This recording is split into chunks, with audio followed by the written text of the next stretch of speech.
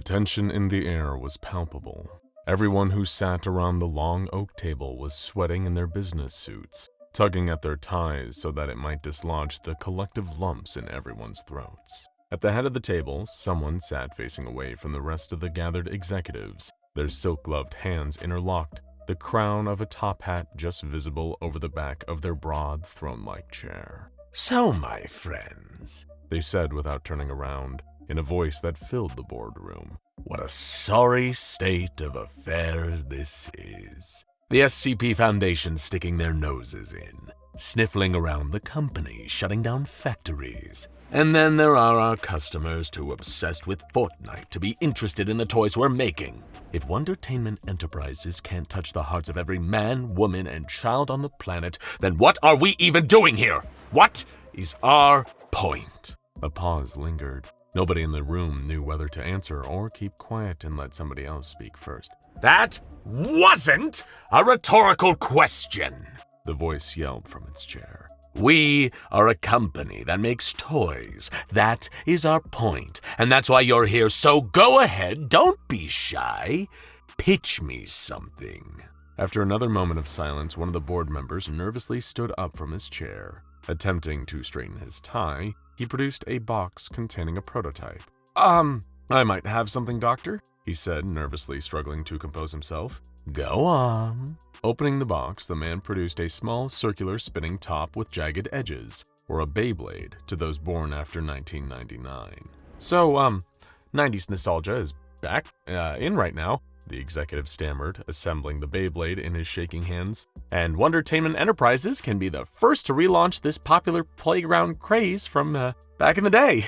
He pulled the ripcord, letting the spinning toy loose on the desk. Instead of spiraling in a circle, though, the Beyblade shot across the table's surface and hopped down to the floor, a tiny voice emanating from it the entire time. No, please don't make me fight. I can't. I won't do it. I don't want to die." It sobbed as it raced across the floor and out the door. Realizing he didn't need to say anything else, the board member sat back down. Another stood up, more eager now that somebody else had gone first. "Well, we were thinking something more for the younger market," she declared. She produced a large flashcard that displayed an image of a pretty ordinary-looking hobby horse. "You can't really go wrong with the classic, right?" she asked, looking around the room for any looks of approval from the rest of the board. "Anyway, these hobby horses are durable. They come in a range of colors. There's just, one little caveat. We got some calls from the Italian Prime Minister after we'd been testing them. Apparently at the exact same time someone rocks on one of these hobby horses, a random person in Italy just gets turned to dust. We currently have, no way of counteracting this." There were a few short murmurs from the rest of the board. Sensing she was losing them, the same executive signaled her assistant, who retrieved something from outside the boardroom. As she re-entered, she was holding a teddy bear at arm's length, grimacing in disgust. The rest of the board quickly realized why. The bear carried with it a pungent stench that hung heavy in the air. "Keeping with that younger market I was talking about," the exec piped up again, holding her nose shut. "Kids love gross-out humor, right? You put a fart in an animated movie and the tykes go nuts for it. So this delightful product, the Stinky Bear, can bring the same enjoyment into the home for the low price of $39.99. "Are those the same bears that R&D was testing a while back?" one of the other Wondertainment executives asked. "The ones that had a 1 in 5 chance of releasing lethal amounts of Novichok? Wait, isn't that a Russian nerve agent?" another exclaimed in horror. "Get that stinky bear out of here!" Defeated, the presenting executive retook her seat, while her assistant carried the bear to the incinerator. "Well, this has been a poor show thus far," came the good doctor's voice from the far end of the table, interrupted by a tinny electronic beeping. "Mr. Glenridge, what is that in your pocket?" "Oh, sorry, feeding time." The board member, Mr. Glenridge, apologized, pulling out a tiny oval-shaped device and, oddly enough, a candy bar. "It's a Tamagotchi, you remember those, right? Well, we whipped up this one to be more intelligent, but it keeps demanding actual solid food, so I just have to, Glenridge then proceeded to tear open the candy wrapper and began mushing it into the Tamagotchi's LCD screen. The virtual pet made a number of sad-sounding beeps, almost like it was crying over its own lack of taste buds. "I think the problem here is obvious." A stuffier, older member of the board, Mr. Omer, spoke up. "Look, we all know that the dang kids are too distracted by their darn cell phones these days. And sure, we could sit here and try to get them interested in the anomalous entertainment we're trying to sell them. Or We could try to profit off them by going after what we know they're already obsessed with. I really don't think you should pursue this train of thought, Mr. Omer. An executive named Mix Claren interjected. No, this is a good idea, Omer protested. It's simple. We develop an app, a video game that the kids won't be able to get enough of. But here's the catch. In order to progress in that game, we can encourage them to spend real cash in exchange for some kind of virtual currency that can only be used in the app. It'd be essentially worthless, useless even, anywhere other than inside our game, but if they want to be the best at it, then the kids will have to keep coughing over the dough. And hey, we could even throw in some kernel-grade spyware too, so when they have the app on their phones, it simultaneously harvests all their personal data, and at the snap of the doctor's gloved fingers, Mr. Omer was suddenly vaporized, letting off one final shriek as he turned into a pile of ash on the table. I think Mr. Omer failed to realize that many other companies already beat us to the punch with that idea. Dr. Wondertainment sighed, exasperated.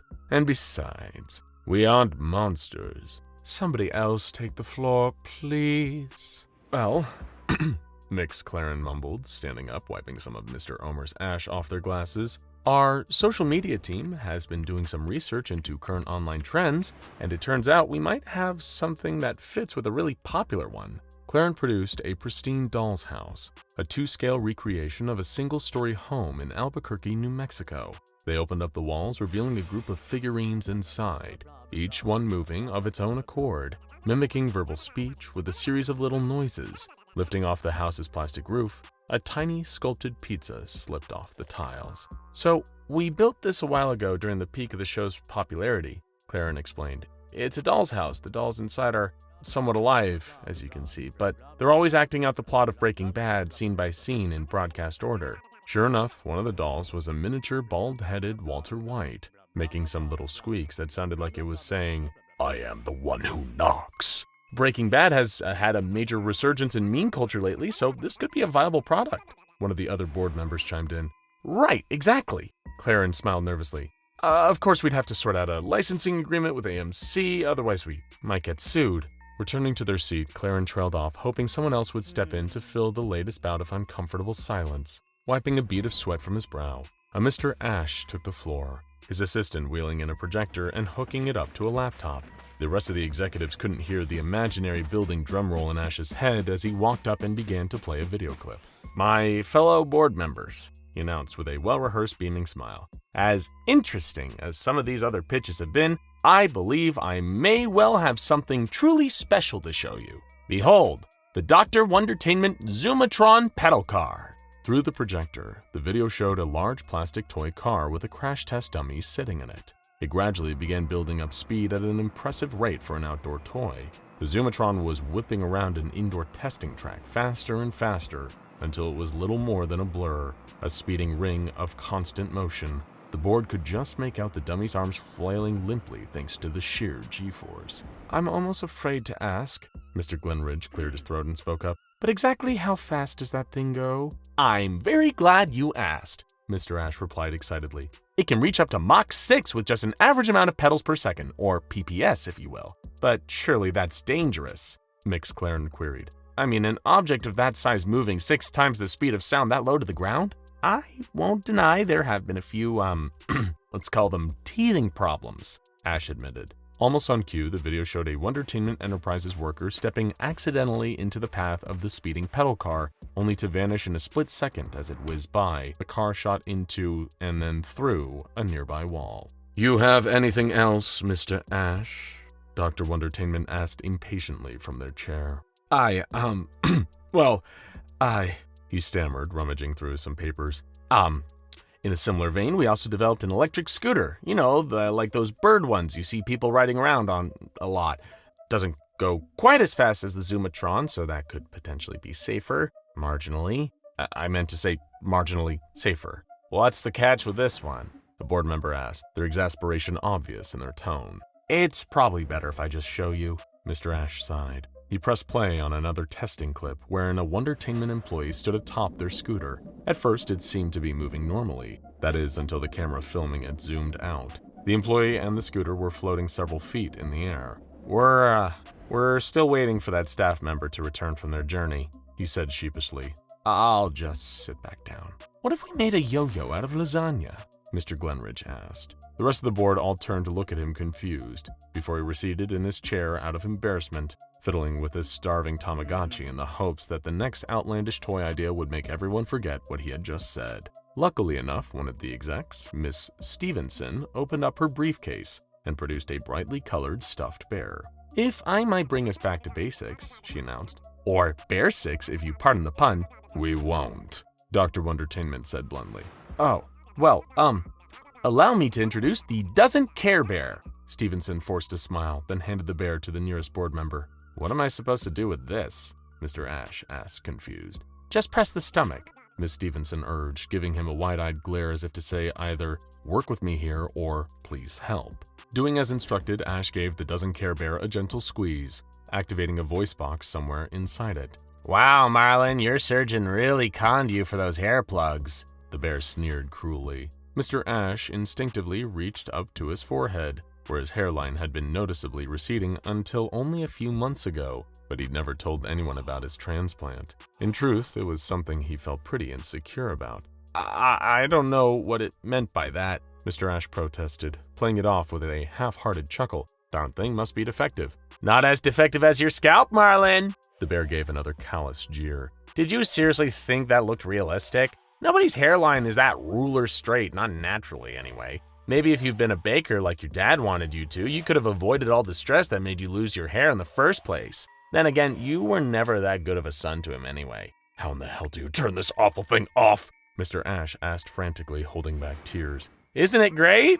Miss Stevenson said, forcing a toothy grin. Imagine how great it would be for boosting kids' confidence. By honing in on their worst insecurities? Mix Claren raised an eyebrow. Presenting them with something they don't like about themselves will challenge them to improve on it, Stevenson argued in an unjustly condescending voice. That's just basic reverse psychology. Deborah, taking a one-day course doesn't make you a clinical psychiatrist, the Doesn't Care Bear retorted. You know, you really aren't as smart as you want people to think you are. How about a modern update of an old classic? Mr. Jeffries, an older executive, spoke up, excitedly setting up something on the table in front of him. It was a pair of foldable playing boards, with a collection of tiny ships, each one a different size and shape. Mix Claren, if you'd be so kind, he said, passing them one half of the board game. That's just Battleship, Stevenson retorted, stuffing the abrasive bear back into her briefcase. Ah, but wait, Mr. Jeffries replied jovially, finished placing his miniature boats. Now then, give me a coordinate.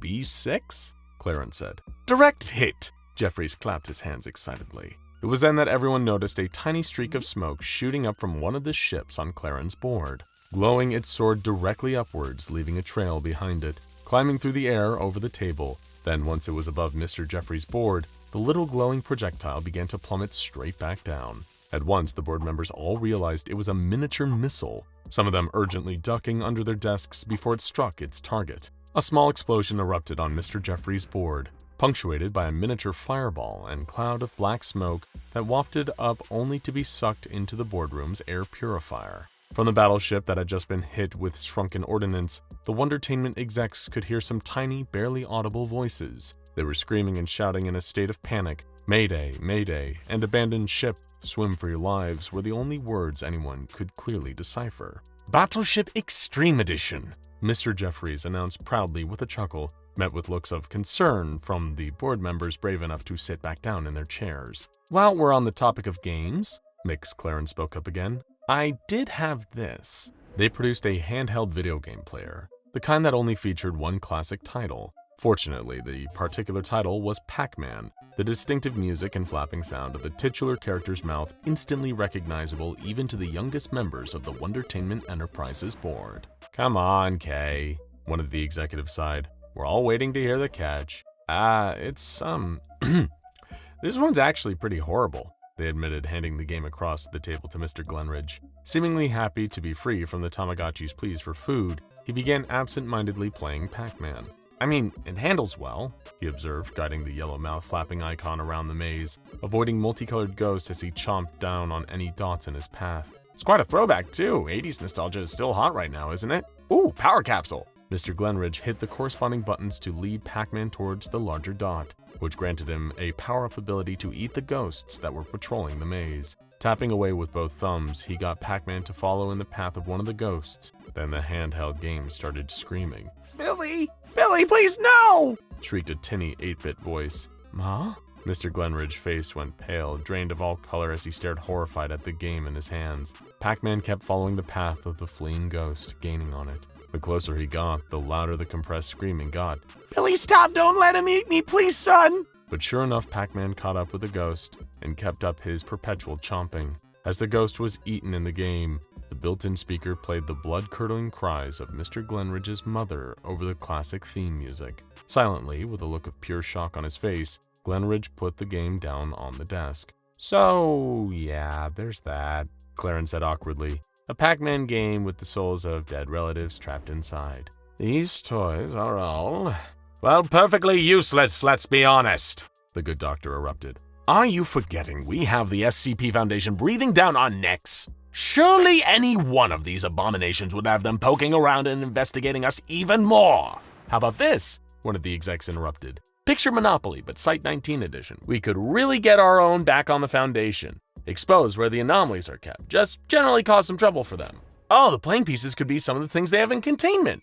Another joined in. Instead of the shoe, the car, and the iron, we might have an anomalous shoe, car, and iron. And being sent to jail in the game would turn a player into a member of their D-class personnel, the first board member replied. Enough! The doctor's booming voice silenced the whole room. That is, without a doubt, one of the most absurdly stupid ideas I have heard in the history of this company. With respect, somebody spoke up, I think you're all overthinking this. One of the board members who had been sat at the furthest end of the table, keeping quiet throughout the rest of the farcical presentations, suddenly stood up. Adjusting his tie, he addressed his fellow Wondertainment executives. Doctor, you'd like your company to uphold its core purpose to make toys and reach people all over the globe, he stated. And as a healthy added bonus, you'd like to stick it to those killjoys over at the SCP Foundation too. So why don't we do something that will cover all those bases? That's what we've all been trying to do, Glenridge protested. Like I said, you're overthinking it, the exec replied. Let me show you something. Casually, he produced a stylized plush. The group leaned in, astonished to see it resembled SCP-049, better known as the Plague Doctor. We make plushies. The board member paused for dramatic effect. Of the Foundation's SCPs. Very intriguing. Who doesn't love their pets, right? Whether it's a dog, a cat, a goldfish, or a hamster. Any pet owner will tell you that their furry friend is so much more than just an animal that they adopted. To many, pets become permanent additions to the family. While they might not look like a human being or even have the ability to speak the way we do, a lot of owners view their pets as people in their own right. Of course, a person can't be a pet. At least a human person can't, right? Well, not unless you happen to be a part of SCP-1897, otherwise known as the Human Domestication Society. If you've ever been brave enough to travel alone to the rural parts of southwestern states like Arizona, New Mexico, Texas, Oklahoma, Utah, or Nevada, then it's likely you would have been an ideal victim for SCP-1897. This designation doesn't refer to one single creature or entity, but rather a group of similar beings. Witness testimonies and photographs of SCP-1897 depict them as humanoid creatures, standing approximately 5 meters in height. These beings have displayed a speed and strength far beyond that of any human.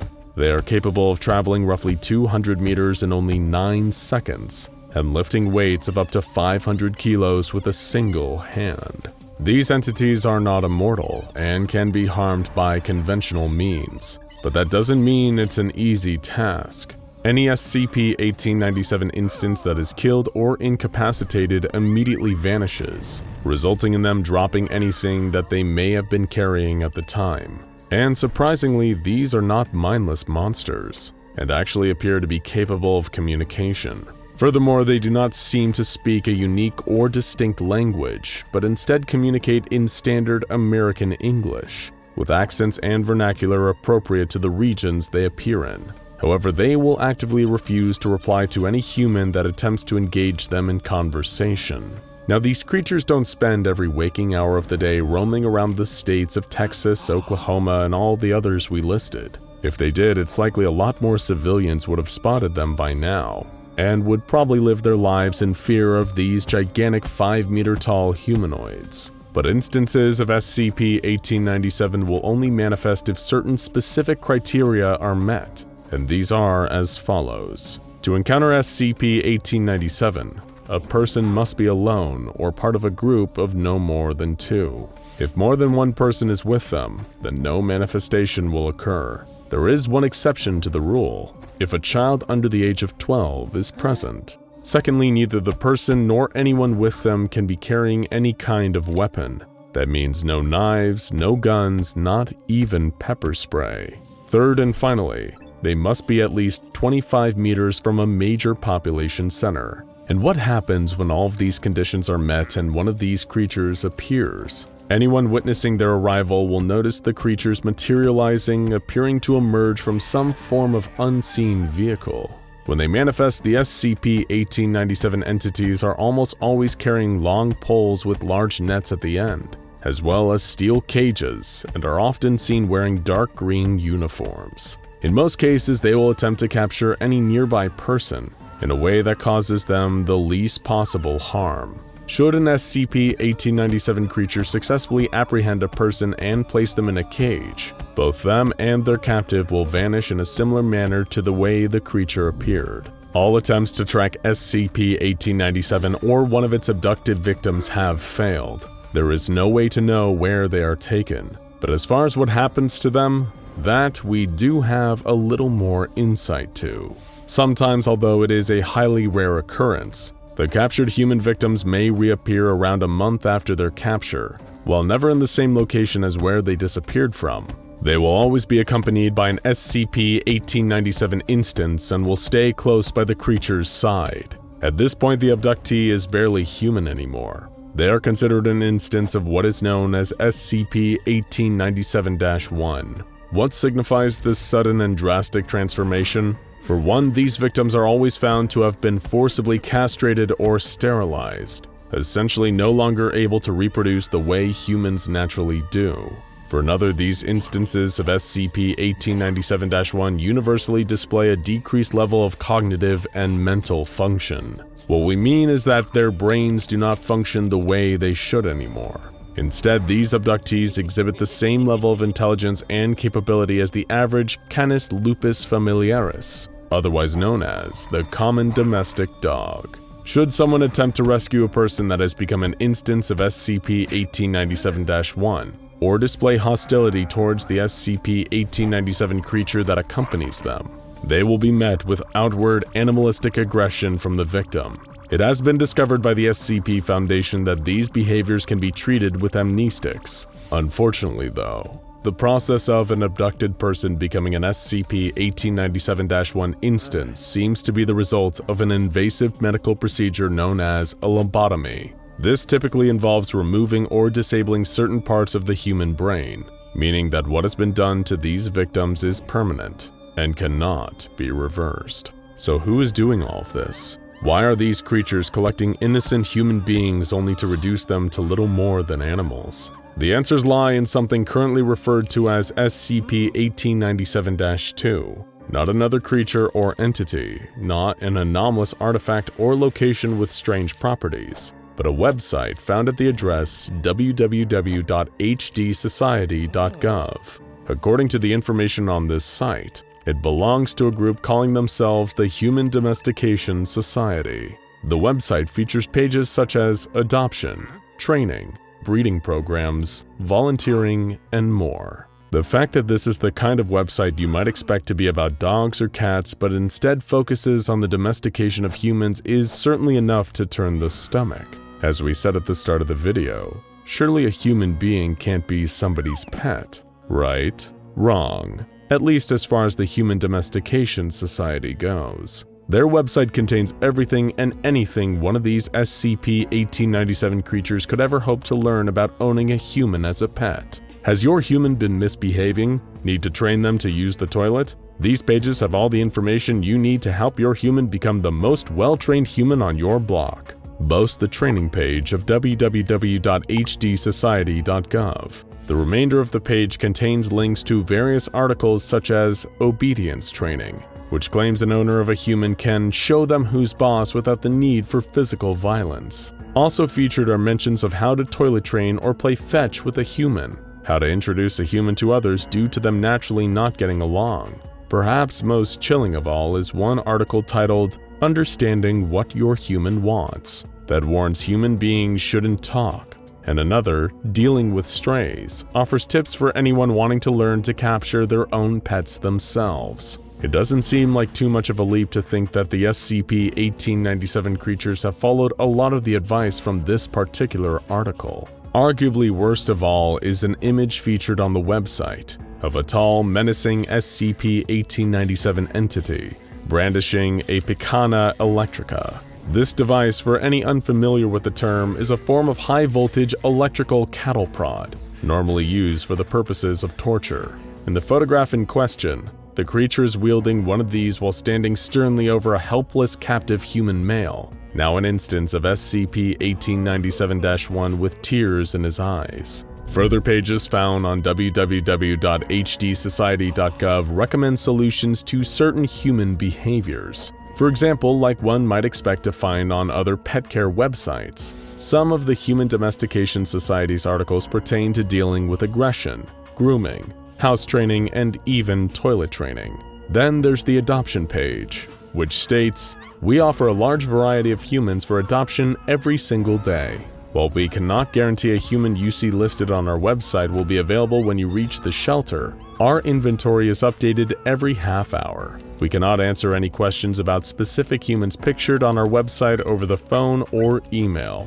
It is still unclear whether or not the SCP-1897 creatures that have been known to appear in the southwestern United States are sent out to gather humans en masse to offer for adoption, or whether these creatures are individuals trying to obtain human pets on their own.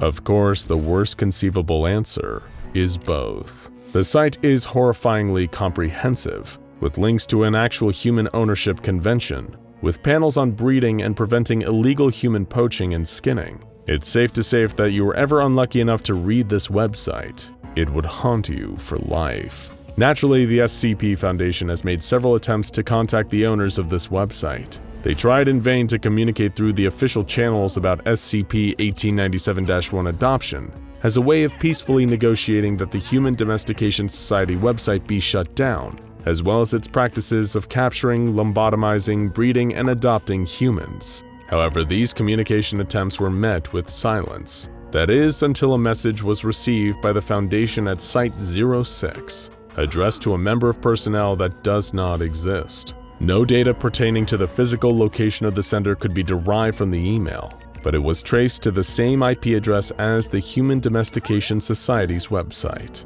The email read as follows: "We will not listen to your lies any longer. It was you who came after us first. You who tore holes in our world and tried to annihilate us. You who took our olive branch of peace and fashioned it into a spear. You who nearly drove us to extinction. And now that we have the advantage, you attempt to patronize us with your crocodile tears. We will not be deceived again.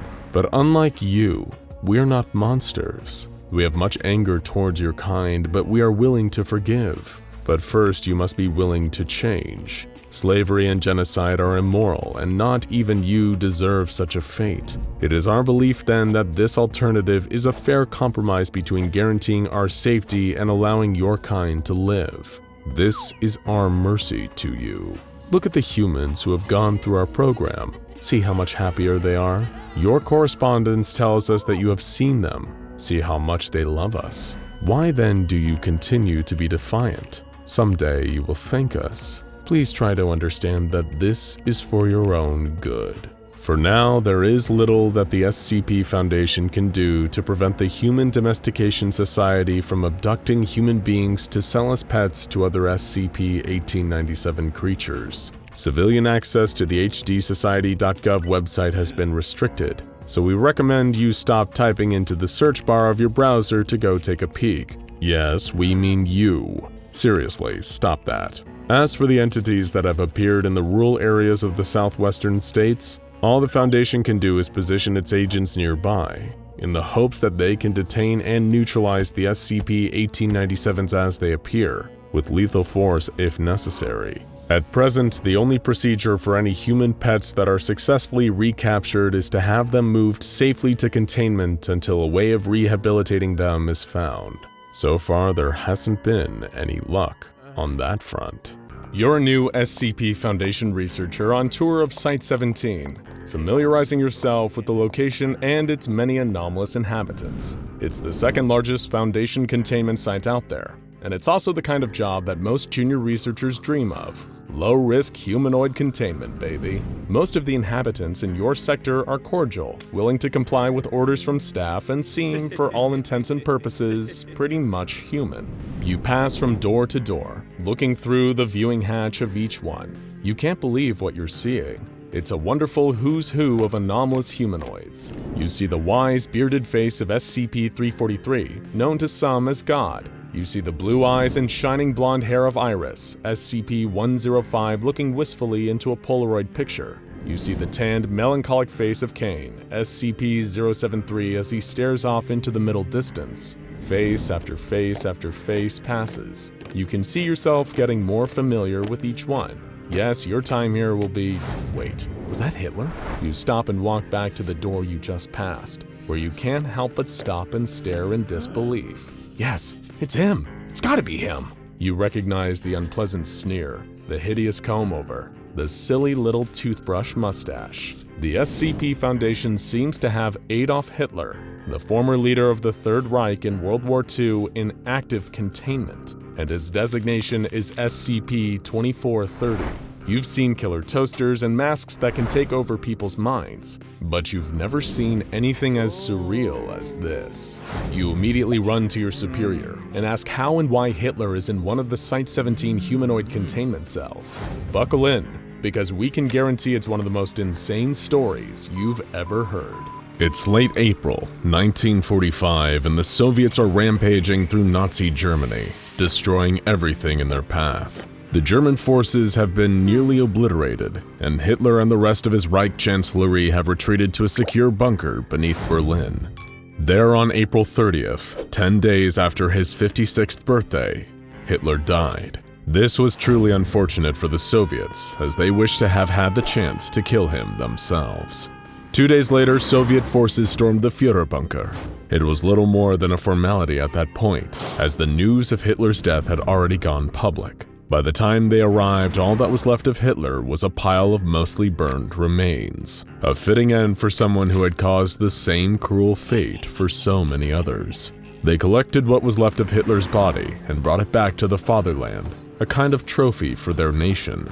But Hitler dying before Joseph Stalin could get his hands on him was not what Stalin wanted. Hitler had not only caused the deaths of millions of Russians, he had personally betrayed Stalin's trust. And when you betray Stalin, bad things happen to you. Very, very bad things. 2 years earlier, in 1943, Soviet forces had raided a camp in Genowiska, belonging to the Obscura Corps. Think of them as the Nazis' own version of the SCP Foundation, who were hell-bent on gathering anomalous people and artifacts to increase the power of the Third Reich. They were a far more militant offshoot of the Thule Society, a group that described itself as a study group for Germanic antiquity. While this may seem innocent, the Thule Society was actually a racist cult, closely aligned with the goals and ideas of the German Nazi Party. Many have also speculated that they were heavily involved in the occult, and it's this mysticism-obsessed offshoot that went on to form the Obscura Corps. And in their Genowiska base, they'd obtained 100 pieces of enchanted occult flesh with human skeletons embedded in each of them. This flesh was believed to originate from the mythological Sarimnir, the beast hunted and eaten again and again by the pantheon of Norse gods, having the qualities of both a wild boar and a goat. The flesh can bond to skeletons and give them a quality somewhat like immortality. Any flesh cut from them will regrow time and time again if given a rest period. Now that he had both the flesh of Sarimnir and Hitler's burnt remains, Stalin had an idea. A perfect way to not only bring satisfaction to the Russian people and the world, but to finally exact the true revenge that Hitler had denied to him. He called it Project Judica, namely after the very bottom level of hell reserved for betrayers like Judas. A perfect tribute for an old ally turned enemy. He couldn't kill Hitler before, but if Stalin was going to get the chance, Hitler needed to live again. For years, Stalin's top scientists tried to use arcane methods to resurrect Hitler by combining his remains with the flesh of Suramir. At times, they even came close to creating a new Hitler, but there was one huge issue. The creature they created could not feel pain, and for Stalin's plans of violent and painful retribution, the lack of suffering simply would not do. They destroyed what they had created and went back to the drawing board. Stalin would stop at nothing to get what he wanted, even if it meant breaking every law of nature in the process. In order to make his twisted dream a reality, Stalin formed an unholy alliance with a group known as the Uralic Fleshcrafters, a neo-Sarkic cult that was a branch of the nightmarish religion of Sarkicism. This group essentially worships avatars of flesh, corruption, and disease, and are behind some of the most terrifying and disgusting anomalies out there, including the flesh that hates and the bone orchard. True Sarkicists, who show the proper devotion to their vile deities and know the right rituals to contact them, are often granted anomalous powers that spread the Sarkic influence further across the known dimensions. These powers will usually involve having a supernatural ability to manipulate the flesh of themselves and others, allowing them to enhance their bodies, cheat death, and warp their enemies beyond repair. They can sometimes even create life, if they're a powerful enough acolyte of Sarkicism. And it was because of these powers that Stalin wanted the Uralic Fleshcrafters under his command. In exchange for their participation, he would give them a vast quantity of the flesh of Suramir, which they could use for their own sinister Sarkic purposes. A deal was struck, and the true work of resurrecting Hitler began. Stalin was very specific in his requirements. He gave the Uralic Fleshcrafters extra bones to compensate for what had gone missing from Hitler's burnt remains. He also gave them samples of the flesh of Suramir to achieve the desired effects of a near-immortal tolerance for damage. However, Stalin demanded that he heighten this new Hitler's capacity to experience pain, so that every suffering inflicted on him would be 3 times worse than anyone else. And true to their word, the Fleshcrafters got to work and began creating just such a creature. By now it was the early 1950s, and Stalin was putting the pieces in place for his grand revenge. Once the new Hitler was finished, he would hold a new trial for him in the Russian courts, where he would preside over the sentencing personally. Once the new Hitler was done, the Uralic Fleshcrafters were rewarded for their participation in Project Judica, with 4,000 kilograms of the flesh of Suramir. Stalin now had his very own personal Hitler chew toy that he could maim and torture as much as he pleased, knowing that he would always heal and soon be ready for more.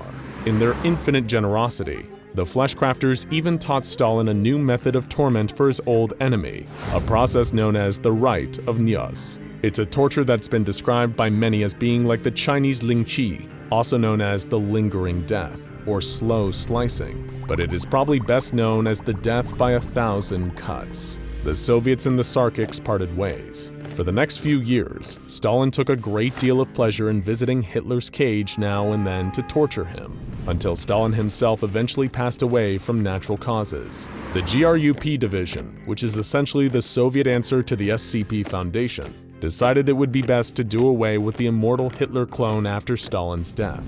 He no longer served any purpose, and no matter how hard they tried, they couldn't permanently kill him either. In the end, they settled on a kind of compromise. He would be buried alive and forgotten, forced to live a torturous eternity that he could never escape. Until, of course, he was dug up and rescued by none other than the members of Obscura, a modern splinter group of the original Obscura Corps. Like many high-profile Nazis who'd escaped the war, the new Hitler was spirited away to a safe house run by sympathizers in Argentina. The ones taking care of him received the following correspondence from the Obscura agents who'd first dug the new Hitler back up. We have managed to rescue the Führer and bring him to safety, but he is effectively dead on the inside. I blame the Reds for their inhumane treatment of the Führer, who may have been bewitched by the Reds' Wunderwaffe.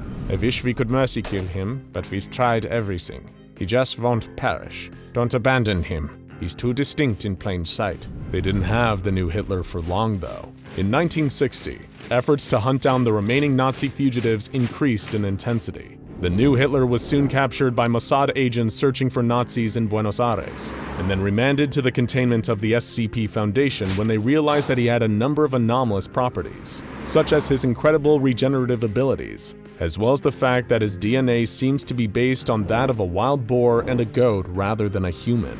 However, X-rays conducted by the Foundation have discovered traces of cyanide still in his system, as well as traces of lead in his skull where the bone has regrown over the bullet. In other words, it was unquestionably the real Hitler, and he was now in Foundation custody forevermore. It's such a wild story even by Foundation standards that you can barely summon the words to respond once your supervisor is finished. He just stands there with a slight smile, basking in your amazement. Before you can even ask again, he confirms the facts one more time. Yes, it is the real Hitler. The only functional difference is that he can't die and he has a heightened sense of pain compared to most people. You think on what you've been told for just a moment, and then you have only one question. Are we allowed to punch him? Your supervisor smiles and says, "Of course, we all do." A woman walks through the lonely hills in the dead of night. Her purple sari is torn and filthy from days of exposure to the elements. Her bare feet have been cut up and bruised by the rough terrain she walks. But her clothes and feet are not the most noticeable thing about her. This woman is pregnant, her belly swollen to freakish proportions. It's frankly a miracle that she's even able to walk in this state. She stumbles and sways under the weight of the thing growing inside her. Whatever it is, it's too large to be any kind of ordinary baby. But she keeps moving, muttering to herself in a language that no human ear has heard in years. Her eyes are glazed over, almost hypnotized. She moves with great purpose, but her vacant facial expression makes it appear as though she doesn't know exactly what that purpose is. She just needs to keep moving further into the wilderness until it happens, whatever it is. The one thing that's certain is that it isn't anything good. A car rumbles down a nearby dirt road. It's being driven by Dr. Vinay Ramachandran, a medical practitioner from the nearby city of Surat, who occasionally drives out to the more rural areas where the locals might not have easy access to medical help. He spots the staggering woman and immediately pumps the brakes of his car. She's clearly in need of medical attention. Thank goodness he happened to be driving by at the time. Dr. Ramachandran grabs his medical bag from the back seat and rushes towards the woman, who collapses in a heap before he reaches her. That's when, to his utter horror, Dr. Ramachandran notices that the woman's belly is continuing to swell at an unnatural rate. Even for a woman who is heavily pregnant with triplets, this would still be far too large, and the rate at which she's swelling is akin to someone blowing up a balloon. By the time Dr. Ramachandran reaches her, the worst has already happened. The woman's belly has burst open, and crouching on her corpse is the thing that was growing inside her. An adult man, nude and covered in blood. Dr. Ramachandran's terror only increases when he notices that the man is eating her. Elsewhere, a riot is unfolding in the streets. A megaphone-wielding instigator barks orders for violence and chaos as the rioters spread, setting fires, smashing windows, and attacking any unfortunate civilians caught in their way. It's one of the worst riots that the area has ever seen. Even the veteran riot cops are frightened by the ferocity of it. The cops descend and clash with the crowd of ever-advancing rioters. They're beaten back with crowbars, baseball bats, knives, and metal pipes. And behind them all, the instigator continues spitting his venomous words, working the crowd into an unmatchable frenzy. They'll need heavy reinforcements if they want to get this riot under control. That's when one of the riot cops on the front line, Sergeant Abhishek, notices something strange. So many of the rioters seem to have the exact same face, the face of the instigator. Another place, another time, 4 men are digging up a grave in a desolate old graveyard. They work tirelessly, all moving in perfect synchronicity. They're only interrupted when a group of heavily armed men crash the party and start firing on them. But these grave robbers are prepared. All of them draw revolvers like a gang in an old western and begin returning fire, causing the men in tactical gear to seek cover behind the nearby tombstones. While one of the grave robbers continues to fire, the other 3 scatter during the confusion. When his gun runs dry with that telltale click, the men in tactical gear immediately rise up and pincushion him with shot after shot of their assault rifles. He does the bullet dance like Tony Montana and collapses to the ground. But when the gunmen approach to confirm the kill, there's a horrifying twist of fate. Swarms of horrible red flies start pouring out of every bullet wound, swarming the attackers, who retreat, swatting away these horrible little insects. But there's so many of them, there's no way to stop at least some of them from crawling into their mouths. Here's an interesting fact. All of these nightmarish incidents are connected. In the year 1969, a mysterious man was arrested in Himatnagar, an area in the Indian state of Gujarat. This man had been accused of inciting civil unrest, terrorizing and distressing the local people. He was later extradited to an unknown location after the Indian authorities received a request from a mysterious organization known as, yep, you guessed it, the SCP Foundation. Who could this man have possibly been to attract such attention? The authorities thought it best not to question it. They were probably just glad to be rid of the troublemaker once and for all. Except they weren't, not by a long shot. A few years later, in 1975, a group of 4 men were discovered in a cemetery, this time in Ahmedabad, another location in Gujarat, India, for desecrating graves. This would be strange and upsetting enough, but what really sent things to the next level of weirdness was the discovery that these 4 men were all the same man. Each one was not only genetically identical to one another, but also to the man that had been extradited in 1969. You'd be more than justified in asking, what the hell is going on here? Maybe they were just a group of highly rare quintuplets, 5 children all born from the same mother, who just happened to have a predilection towards crime and antisocial behavior. Or perhaps something stranger was afoot. The 4 who appeared in the cemetery might have been clones of the original troublemaker in Himnatagar. As relatively simple as those explanations would be, the truth was in fact far, far weirder than mad science or coincidentally criminal quintuplets. The 4 from the cemetery had been ambushed by operatives of the Global Occult Coalition, another shadowy organization fans of this channel are likely to recognize. The Coalition, or GOC, is a group that views itself as the police of the paranormal world, using extremely advanced technology to destroy supernatural entities and artifacts rather than contain them. They've been known to work both alongside and against the SCP Foundation. Both groups' combined interest in 4 genetically identical men in an Indian graveyard seemed to suggest there was something supernatural about their origin. One of the men had been killed by the GOC, while the remaining 3 were taken into custody by the SCP Foundation. Gotta love the power of teamwork. But who were these men? Where had they come from? And why did they share identical genes to the first man from 6 years earlier? Could there have been even more of them? Well, in the years following, the Foundation has been able to determine that, yes, there are more of these genetically identical individuals out there. Across the more rural states of India, like Gujarat, Rajasthan, Himachal Pradesh, Haryana, Punjab, Jammu, and Kashmir, there may be over 1,000 instances of the same person. Collectively, they are known as SCP-2833. While their outward appearance can vary somewhat, instances of SCP-2833 all share the exact same genetic traits as each other. Depending on the area they are located in, these anomalous people can speak various languages and regional dialects, including Hindi, English, Gujarati, Dogiri, Kashmiri, Punjabi, Urdu, and even an outdated unknown language that doesn't correspond with any known modern dialect or language family. Each SCP-2833 also possesses the ability to manipulate the organic matter of their own body. Now, we don't mean that these men will stretch themselves like Mr. Fantastic, or turn into something out of John Carpenter's The Thing, but they're able to use their bodies to create, well, something.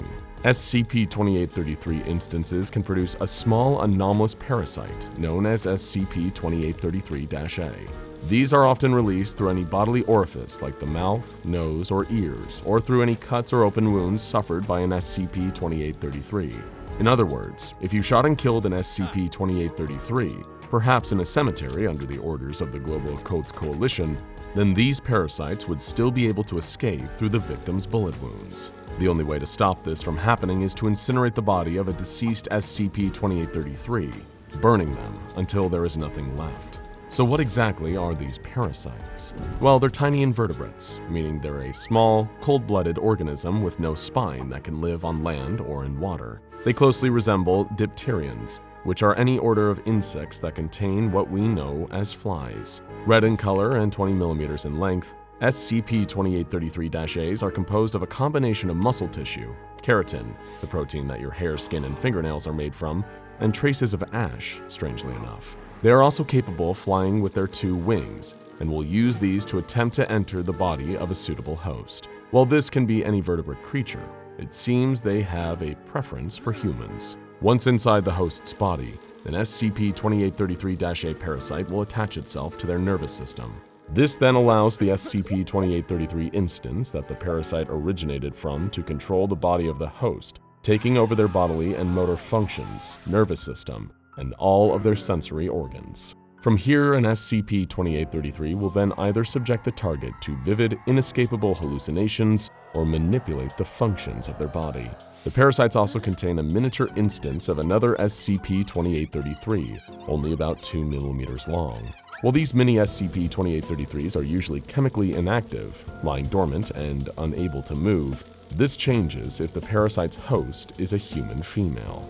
In these cases, the SCP-2833-A creature will implant the miniature SCP-2833 within the uterus of their female host. After this, the new SCP-2833 will begin to rapidly grow, consuming any and all organic matter that surrounds it. Once again, the SCP-2833 that the parasite originated from is still able to manipulate the female host's body, and will use this control to make her leave her home and travel away from any urban environment. After a year, this new instance of SCP-2833 will be born in a truly horrific fashion.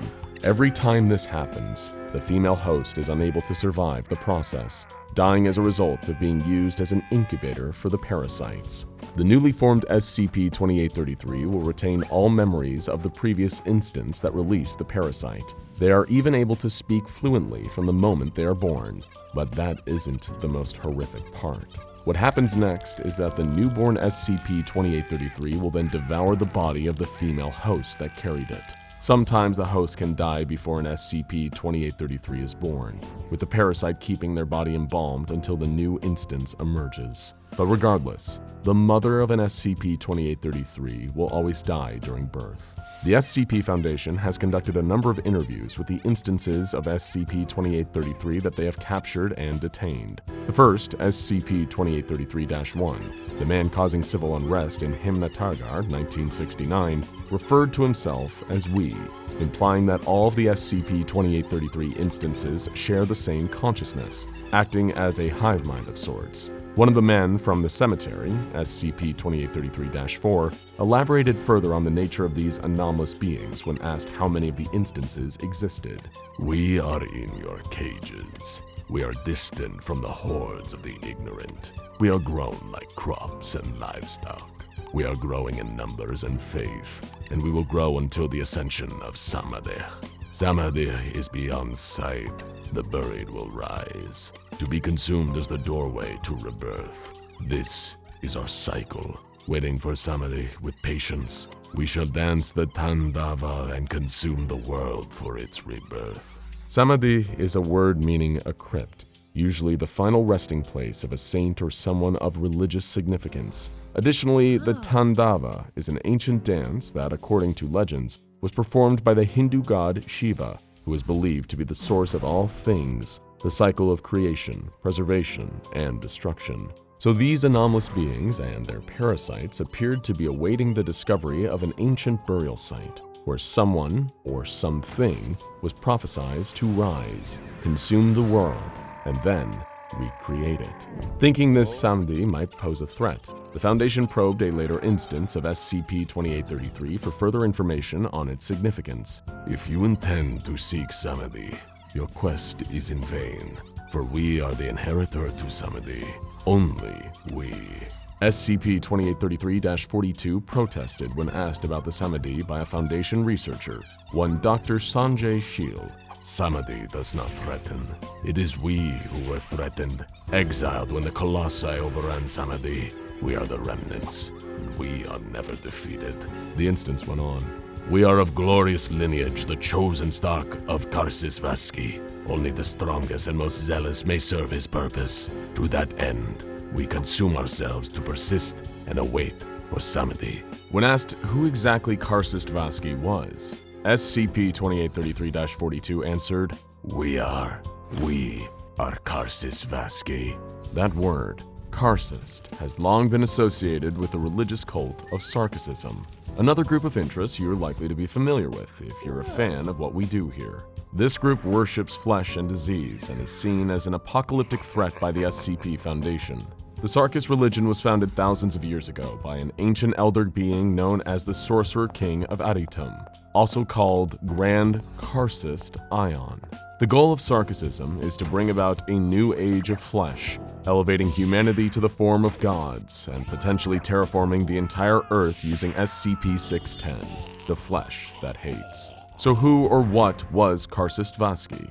What role did it have in the religion of Sarkicism, and how does it link to SCP-2833? The Foundation has collected a number of documents once belonging to a man named Sir William Henry Sleeman. Sleeman was an administrator who worked in India on behalf of the British East India Company before his death in 1856, and it is in his documents that some of the answers can be found. According to Sir William, the poor of India told him about a group of mystics who were both revered and feared among the country's peasantry. This group called themselves the Vatula and seemed to hold what Sleeman described as an unusual fetish towards death and decay. Sounds an awful lot like the Sarkists, doesn't it? Sir William heard rumors that these Vatula worshipped Shiva, but were never seen at temples, choosing instead to worship the Hindu god in seclusion. Additionally, though, each member of the Vatula, when asked, identified themselves by the title of Karcist Vasky. Not everyone feared them, however, as a group of men would often attack them. These men were Thuggee, organized gangs of professional robbers and murderers that traveled India, strangling their victims to death and robbing them blind. Perhaps because of this, the Vatula seemed wary to interact with any other worshippers of Shiva, often dismissing them as pretenders to the faith. Hoping to appease and gain an audience with the Vatula, Sir William's allies unleashed what they called the Daughter of Shadows, better known as SCP-029. This divided the Thuggee in the hopes that the Vatula would then accept Sleeman as an ally. Eventually, he achieved an audience with them and was unable to determine whether the group was genuinely devoted to their religious beliefs or was just a group of madmen. What Sir William didn't realize was that under the vestige of Karcist Vasky, this group was subtly spreading the influence of Sarkicism over India. As for SCP-2833, perhaps they are the descendants of the Vatula group, their lineage continuing through the passing of those little parasites. It's highly likely that these Vatula were all early instances of SCP-2833, which would explain why those captured by the SCP Foundation claim that they are all Karcist Vasky. A few years back in 2014, one of the Foundation's mobile task forces uncovered a body that was a genetic match to the other instances of SCP-2833. However, this one wasn't found in India, but in Krasnoyarsk, Russia. It had strange growths on its muscle tissue and bones, carrying multiple SCP-2833-A parasites inside its internal organs. The body had even been modified to contain an artificial uterus, which carried an infant SCP-2833 instance. It seemed that not only have SCP-2833 found a new way to evolve, carrying themselves in a modified body, but they're also beginning to spread further than ever before. You gotta hand it to the Sarkists. They're certainly adaptable. The year was 1857, and the Second Opium War was raging between China and the combined forces of the English and French. It was one of the many bloody colonial wars fought over resources like tea, sugar, and the intoxicating opium poppy. It was a war fought by peasants and noblemen alike. One of these aristocratic soldiers was the noble Lord Theodore Thomas Blackwood, the quintessential English gentleman and explorer. While his fellow soldiers cowered behind cover, Lord Blackwood charged into the fray, shouldering his rifle and firing his pistol into the crowd of opposing soldiers. It was the Battle of Canton, one of the most crucial battles of the entire conflict. The French and English were laying siege to the city of Canton, also known as Guangzhou, to prove their military dominance and capture an important Chinese government official.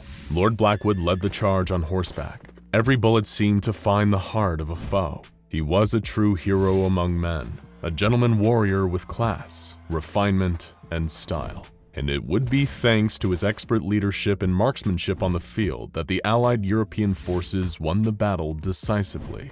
Lord Theodore Thomas Blackwood is a name that deserves to be counted among Lord Horatio Nelson, Sir Francis Bacon, and Sir Walter Raleigh. In addition to being a skilled and honorable fighter, Lord Blackwood is a consummate explorer, naturalist, and frontiersman.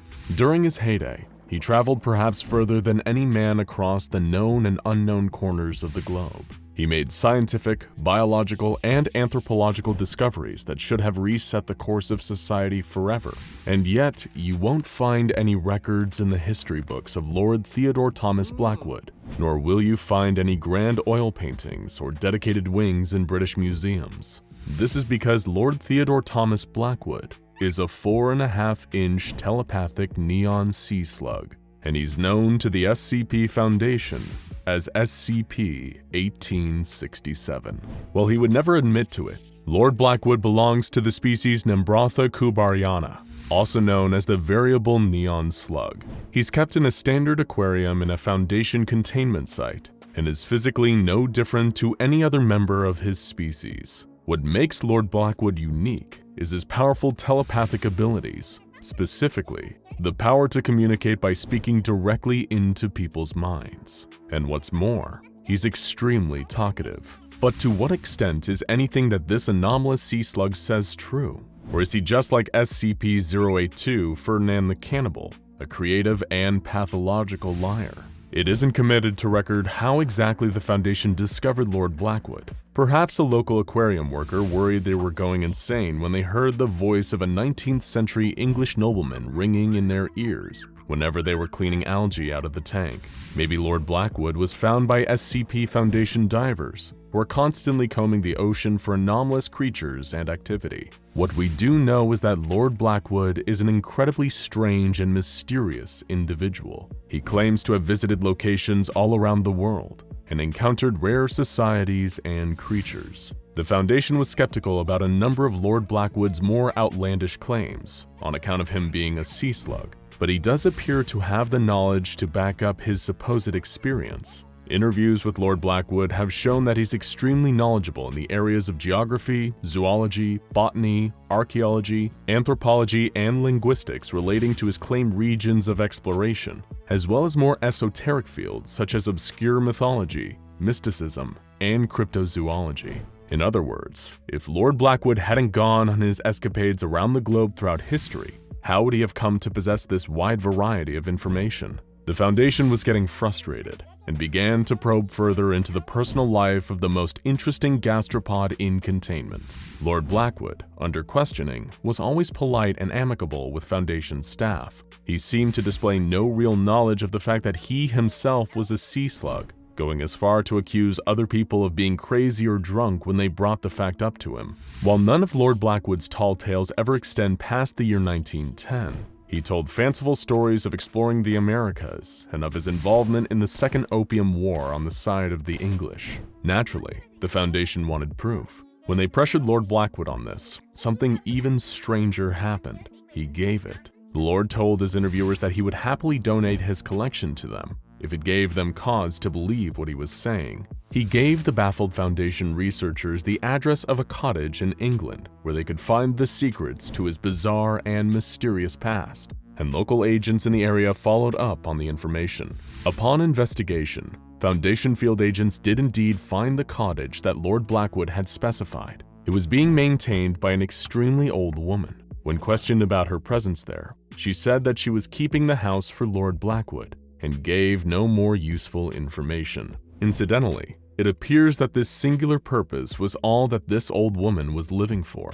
She abruptly passed away from heart failure 5 days after the Foundation commandeered the cottage. Whether anything truly anomalous caused this, we still do not know. At first, the cottage seemed normal, until the field agents discovered a secret basement housing Lord Blackwood's collection. They were amazed at what they saw. The basement consisted of zoological and botanical specimens, over 3,000 artifacts, a library containing over 5,000 items, and a functioning 1800s scientific laboratory. It took about 3 weeks for Foundation agents working round the clock in shifts to remove all the items from Lord Blackwood's mysterious collection, and what they found raised even more questions. The collection included, but was no means limited to, 116 unknown species of plants, 107 unknown species of insects, 28 unknown species of lizards, 23 unknown species of fish, 14 unknown species of amphibians, 12 unknown species of mammals, fossils pertaining to 8 unknown species of dinosaur, fossils pertaining to 12 unknown species of prehistoric mammal, and artifacts belonging to 29 unknown indigenous societies. That's a lot of unknowns. But wait, there's more. His collection also contained a collection of seemingly unknown firearms, including 3 wide-bore muskets marked as Dr. B.T. Moth's effective particle destabilizers, detailed globes of Mercury, Venus, Mars, and the Galilean moons, accompanied by notes detailing possible paths of surface exploration, a heavily modified carriage containing instruments of unknown purpose. A note attached to the door reads, "On the Fritz, speak with Henry," and a highly dangerous and seemingly anomalous machine that killed 4 Foundation field agents before it was destroyed on site. And when questioned about this little fiasco, Lord Blackwood responded, "I did warn you to be careful around my collection. That bloody thing nearly took my head off back in '97 when I found it." However, there was one thing recovered from Lord Blackwood's collection that was perhaps more interesting than all the others. 35 handwritten journals containing recordings of events described by Lord Blackwood in his grandiose tall tales to the Foundation researchers. The accounts are generally identical to the stories he had told, save for some slight variations and exaggerations on the part of Blackwood in the retelling. Most interestingly of all of these journals have been dated to the appropriate time period of the events described by Foundation scientists. While his stories are too numerous to all be shared here, there's one that perfectly sums them all up. Lord Blackwood's account of a possible encounter with SCP-1000, also known as Bigfoot, in Seattle during the mid-1800s. Lord Blackwood, seeking to explore the so-called New World of North America, embarked with an assistant and an indigenous American guide to the Pacific Northwest in search of the legendary Sasquatch. The trio was headed for Mount Rainier, then known as Tahoma.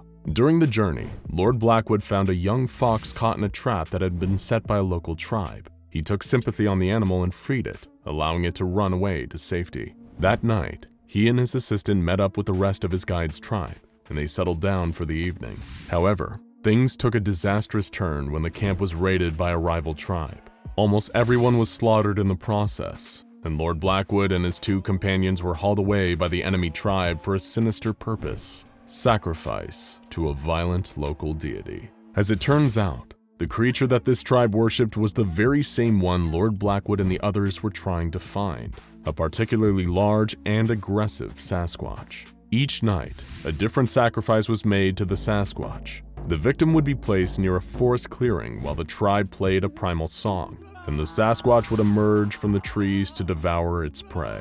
The first night, it ate the assistant. The next night, it ate the guide. And then, it became time for the sacrifice of Lord Blackwood himself. As Blackwood was presented for sacrifice, he accepted his fate. But instead of the Sasquatch, a legion of woodland animals emerged from the trees: foxes, elks, raccoons, and more, themselves painted with tribal symbols. The animals seemed to be on Lord Blackwood's side, and attacked the tribespeople who had been holding him captive, giving Blackwood the chance to flee into the forest during the chaos. Later, these same animals would find Blackwood again and present him with things his captors had stolen from him. An elder fox also gave him a letter, proclaiming him a knight of their people now. He was allowed safe passage back to a nearby settlement, at which point he wrote to his financiers back in England, explaining the situation and asking for more money to perform further expeditions into the Tahoma region. The whole incident had only increased his thirst for adventure and exploration. Whether this tale is actually true, or just a bizarre colonial fantasy from the pathological mind of a telepathic sea slug, we may never know. But it doesn't make it any less interesting. To this day, Lord Blackwood continues to be a perplexing but fascinating anomaly. He may not be the most dangerous, and he may not be the most useful either, but there's no denying that perhaps we'd all like to sit next to his tank for a couple hours one day, and hear him spin a good yarn over a warm cup of tea. The 2000 presidential election between the former Vice President Al Gore and then Governor of Texas George W. Bush was extremely close, with only 500 votes in the key swing state of Florida separating the two candidates. Many people today look back on Bush's win in 2000 with skepticism, citing the fact that the vote counting in Florida, where Jeb Bush was the governor at the time, was halted before all the votes could be tallied, leading the Supreme Court to preemptively award the presidency to Bush. In fact, the 2000 election has been called a turning point in the decay of the American democracy. However, in the world of the SCP Foundation, Bush's presidential win in 2000 wasn't just an example of shoddy ballot counting and Senate bias, but the result of a strange case involving alien parasites, body switching, smear campaigns, and farting cows. Yes, you heard that right. This is the story of SCP-4444 and the entity simply known as Garber Gore. SCP-4444 was first discovered in 1999 by agents Ringwald and Porterhouse of the FBI's Unusual Incidents Unit, also known as the UIU. Ringwald and Porterhouse had been tasked with monitoring the phone calls of then-President Bill Clinton. Clinton was having a conversation with Joe Andrew, who was the chair of the Democratic National Committee. Joe was calling to report a couple things about Vice President Gore. First, that he was going to announce a candidacy for the 2000 presidential bid. Nothing too unexpected about that. But then he told Joe that there was an alien in his head. This was followed by a White House staffer witnessing him walk right through a solid wall. Given the strangeness of these claims, the UIU moved in to attempt to contain the vice president. However, this proved to be a tricky situation, because as Joe had stated, Al Gore was able to walk through any solid object. Unsure what to do, the UIU called in the SCP Foundation for some much-needed backup. The nature of Mr. Gore's anomalous properties were such that it prompted the Foundation to create an entirely new containment class, of which SCP-4444 is the only example. The new class, Ticonderoga, was named after the Iroquois word for an intersection of two rivers, and fittingly, the new containment class represented an object that was in between being contained and not contained. SCP-4444 was to be monitored, but not apprehended, as any attempt to do so would only aggravate his anomalous properties. During the initial monitoring stage, Al Gore's home was scanned with infrared cameras in an attempt to discover what might be causing the anomalies around the vice president. What they found was surprising. A long hexagonal spike engraved with alien glyphs, invisible to the naked eye and apparently intangible as well, was protruding from the back of Mr. Gore's head.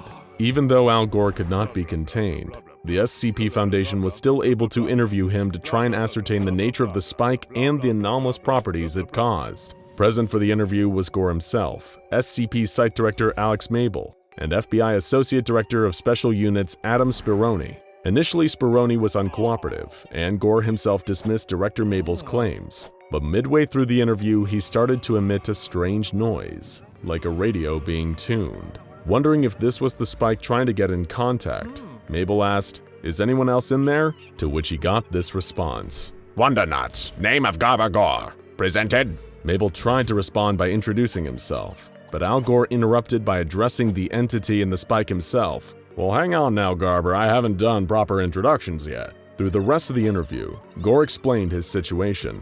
The entity in his head called itself Garber Gore, and while it could communicate verbally using his voice, there was a translation barrier that meant that its speech patterns and syntax were often unintelligible. Gore had been aware of his situation with Garber for just a few days, but in that time, the two of them had formed something of a bond. In fact, Garber was the one who convinced Gore to run for president in the 2000 elections. Mabel asked Garber what it wanted on Earth, to which it responded, "Mine think the sustenance of Garber. Salacious desire undertaking encouragement. Downsize the conquest. Strongest most strong. Garber Gore presented misunderstanding. Strongest misunderstanding vice unequated.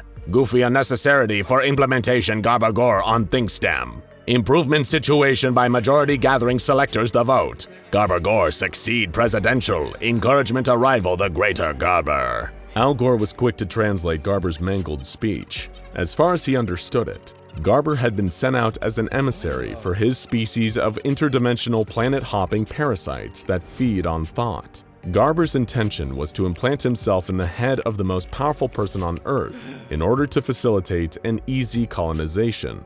Garber's species were non-violent and unable to stand up to any kind of resistance. but if the leader of the free world was already merged with one of them, it would make taking over the planet that much easier. However, in a misunderstanding of Earth culture, Garber had gone for the vice president instead of the actual commander-in-chief Bill Clinton. Now Garber's plan was to fix that mistake by having Al Gore win the presidency. The SCP Foundation obviously couldn't let this takeover go unchallenged. Even though Garber's race were peaceful, seeking only to use the thoughts of the human race as a food source, further interviews and studies revealed that they emitted insanely high levels of carbon dioxide. To have a large number of them merge with the human population would spell total climate chaos, essentially hotboxing the Earth to the point it could no longer sustain life, even faster than humans are doing it. Since there was no safe way to remove the spike from the back of Al Gore's head, more drastic measures had to be taken. In a meeting with the FBI, SCP Site Director Crow presented a possible solution: an incorporeal entity vacuum chamber, which the Foundation had seen some success with in detaining ghosts and other apparitions. The only problem was, anything placed in the chamber would explode, and since Garber couldn't be separated from Al Gore's head, the results would be messy. Since the FBI was unwilling to blow up the vice president, that left only one choice. The SCP Foundation had to find a way to turn American voters against Al Gore. It wouldn't be easy to do without attracting suspicion. In fact, it would be almost impossible unless they were able to put a man on the inside. Thankfully, just such a person presented themselves. During a meeting, the FBI delegates let the SCP Foundation members know that, while it hadn't been leaked to the press yet, George W. Bush was in a coma in the hospital after being hit by a stray bullet during a hunting trip. His body was relatively undamaged, but doctors had little hope of recovering his mind. At this point in the meeting, all the SCP personnel presented turned to look at Dr. Bright. He was going to be their inside man, whether he liked it or not. The Foundation visited the hospital where Governor Bush was being cared for and moved him into Foundation care before he could be pronounced dead. There, doctors finished patching up his body, and SCP-963 was applied, allowing the spirit of Dr. Jack Bright to take over his mind. Jack Bright, masquerading as George Bush, was now ready to run for office. The next step in the process was to start a disinformation campaign against Al Gore. There were a few proposed smear campaigns to be used against Gore. The first proposal was codenamed Tarbelly, a campaign that would have the Foundation blame Gore for the pollution of the water supply in a rural part of the developing world. This one was dismissed for being too outlandish. The next was Porky, which involved a rumor that Al Gore had once been caught in a compromising position with a pig. This one was dismissed due to not having access to convincing photo editing software. The third one was codenamed Star Wars, and it involved discrediting Al Gore by saying that he believed he was in contact with aliens. This was obviously shot down very quickly due to being a little too close to the truth for comfort. The proposal that was eventually settled on was codenamed The Other Monica, and the story centered around the idea that Monica Lewinsky was just an innocent patsy taking the fall for the person who Bill Clinton really had relations with, Al Gore. This rumor was the perfect combination of salacious and being just believable enough, making it the perfect thing to use to smear Al Gore's reputation in a country that still hadn't come around on gay rights. While Director Crow continued to refine prototypes for the technology that would allow the Foundation to interact physically with SCP-4444, the Foundation staged an early September debate between Gore and Dr. Bright posing as George Bush. The idea was to create a controlled atmosphere and mitigate any potential security risks. The debate was held in a church in Plainfield, Indiana, and moderated by Jim Leher. During the debate, Garber Gore did a lot of the talking for his human host, resulting in some utterly incoherent responses. When asked what makes him more qualified for the role of president than Governor Bush, Gore responded, "When you see someone sitting in that chair, you want to know for sure that they're the best ambivalent vicarious corn crake caliper available for the job. And you can be sure that a vote for Garber Gore is an underestimated vote for respectability, neutrality, lampposts." In the middle of the debate, an audience plant brought up supposed leaked photos of Al Gore and Bill Clinton engaging in their illicit affair.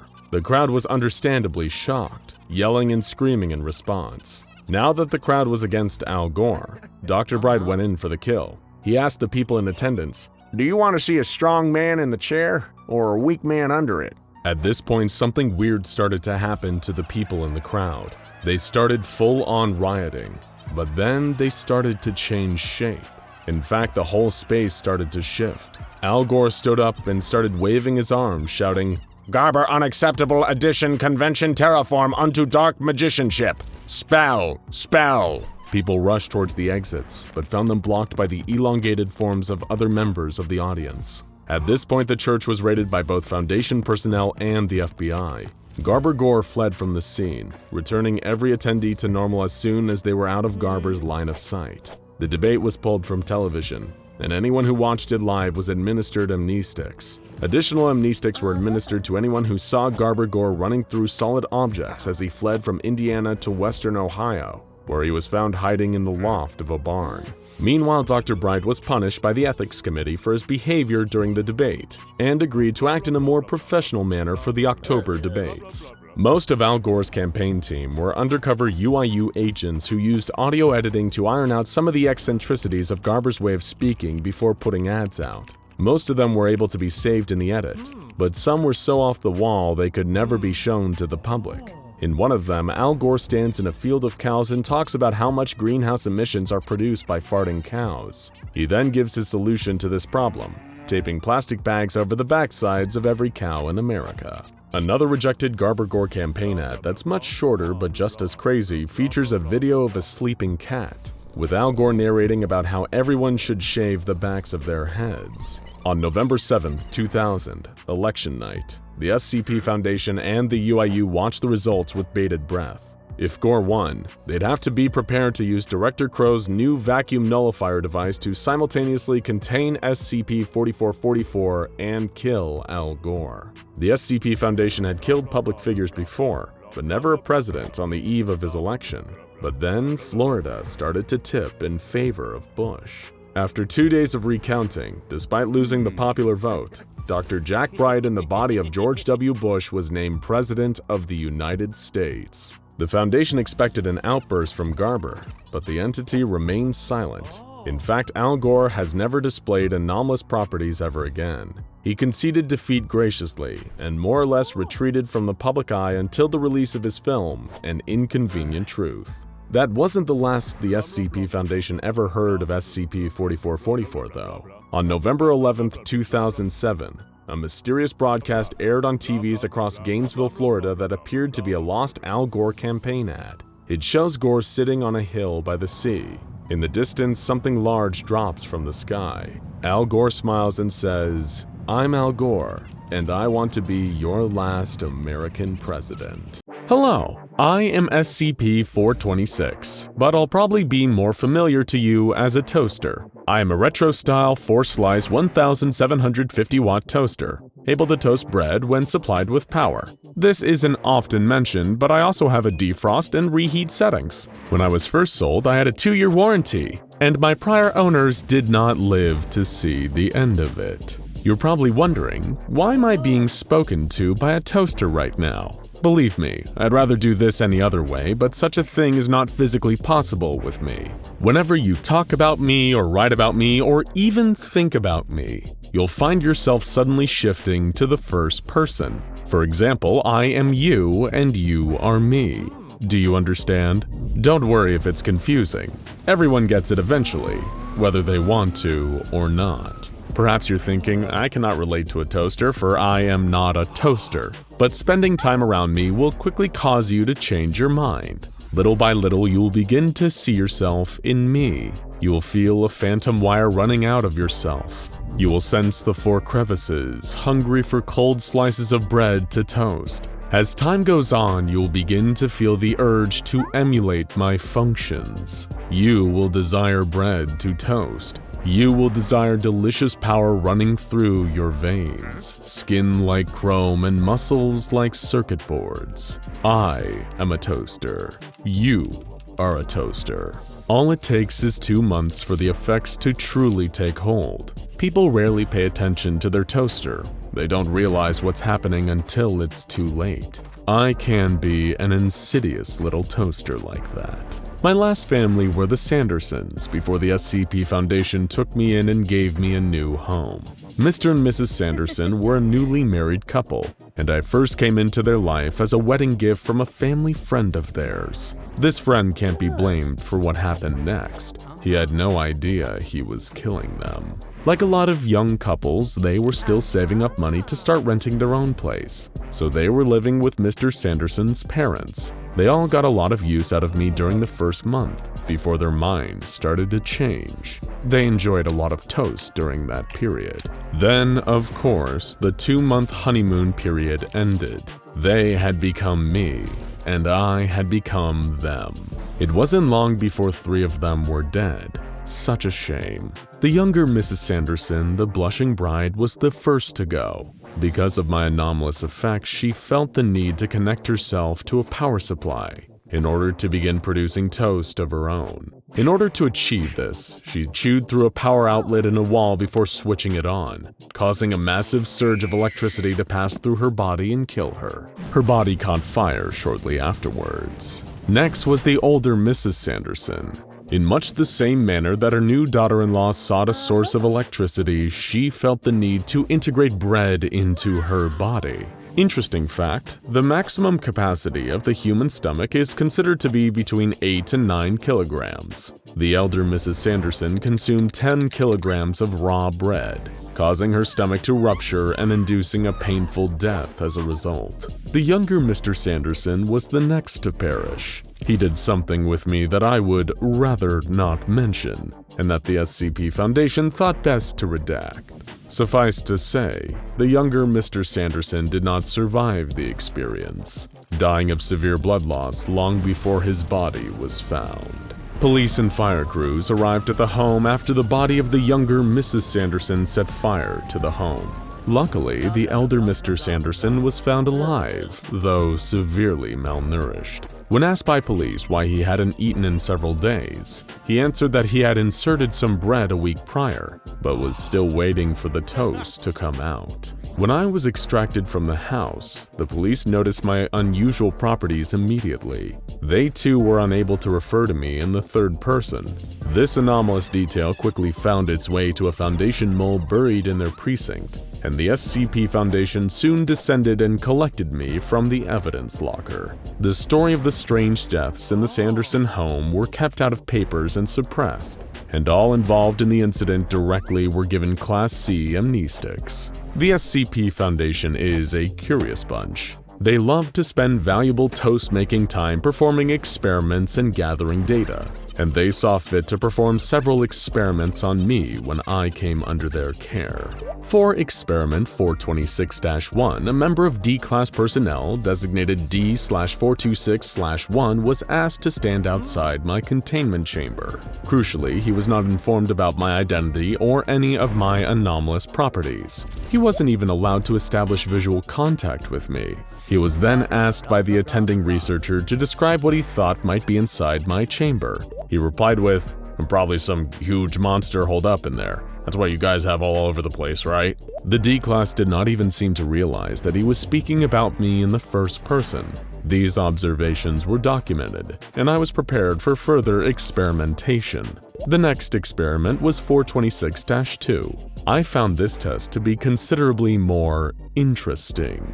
A D-Class subject was brought into my containment chamber, with several cameras fixed onto his position. However, the SCP Foundation took pains to make sure that I was permanently out of the view of the cameras. I was also bolted to the ground of the test chamber to prevent the D-Class subject from pulling me into the view of the cameras at any point during the experiment. The objective here was simple. The Foundation wished to better understand the secondary effects of my anomalous abilities on the human mind. The D-Class was subjected to a period of prolonged isolation, with meals given regularly through a serving hatch. Communication with this D-Class was prohibited throughout the duration of the study. Over time, it was clear that the isolation of being in a cell with me was beginning to take a toll on the subject's mental health.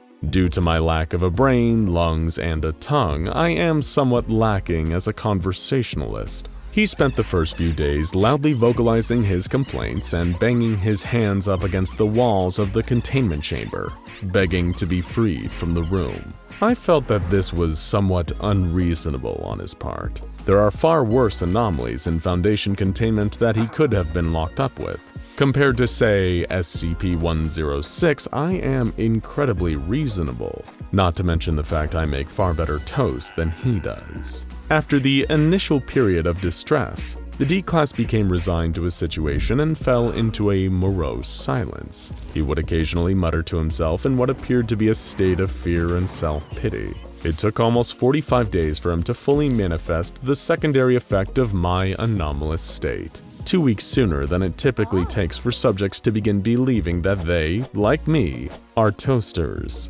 SCP Foundation scientists believed that the effects were hastened by the isolation, which lowered the D-Class's mental defenses against my secondary effects. When the effects finally took hold, the subject wrapped one of his arms around me and pulled me into his embrace. He began whispering to me, saying that we were brothers. It was clear by this point that his mind was in a state of disrepair. It is also worth noting that he did not deviate from referring to me in the first person at any point during this process. 1 hour after finally cracking and giving in to my secondary effect, he was removed from my containment chamber and summarily terminated.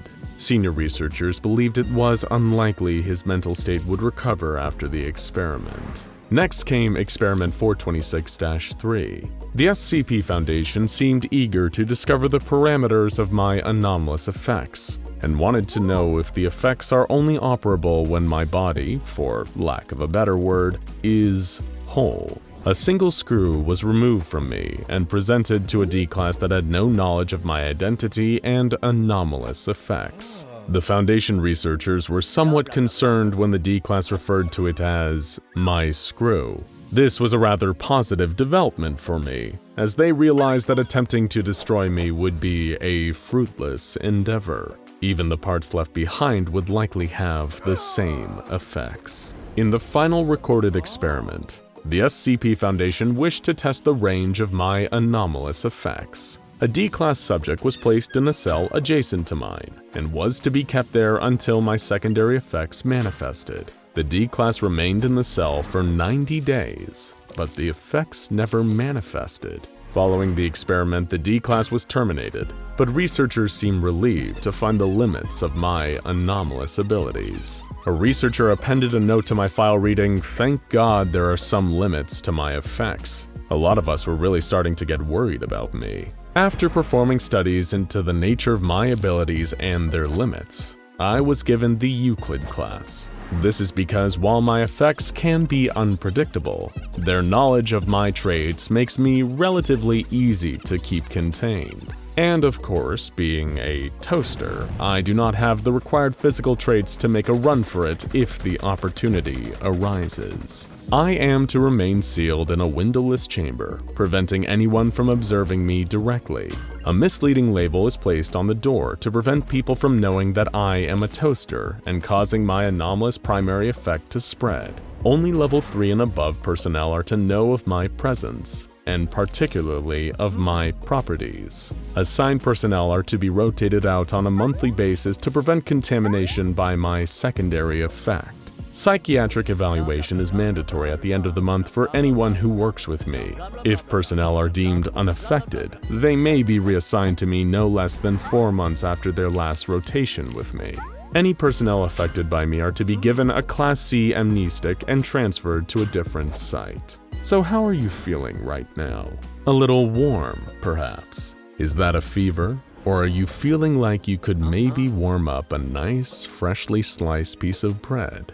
Don't try to resist too much. I know you're going to love being a toaster, just like me.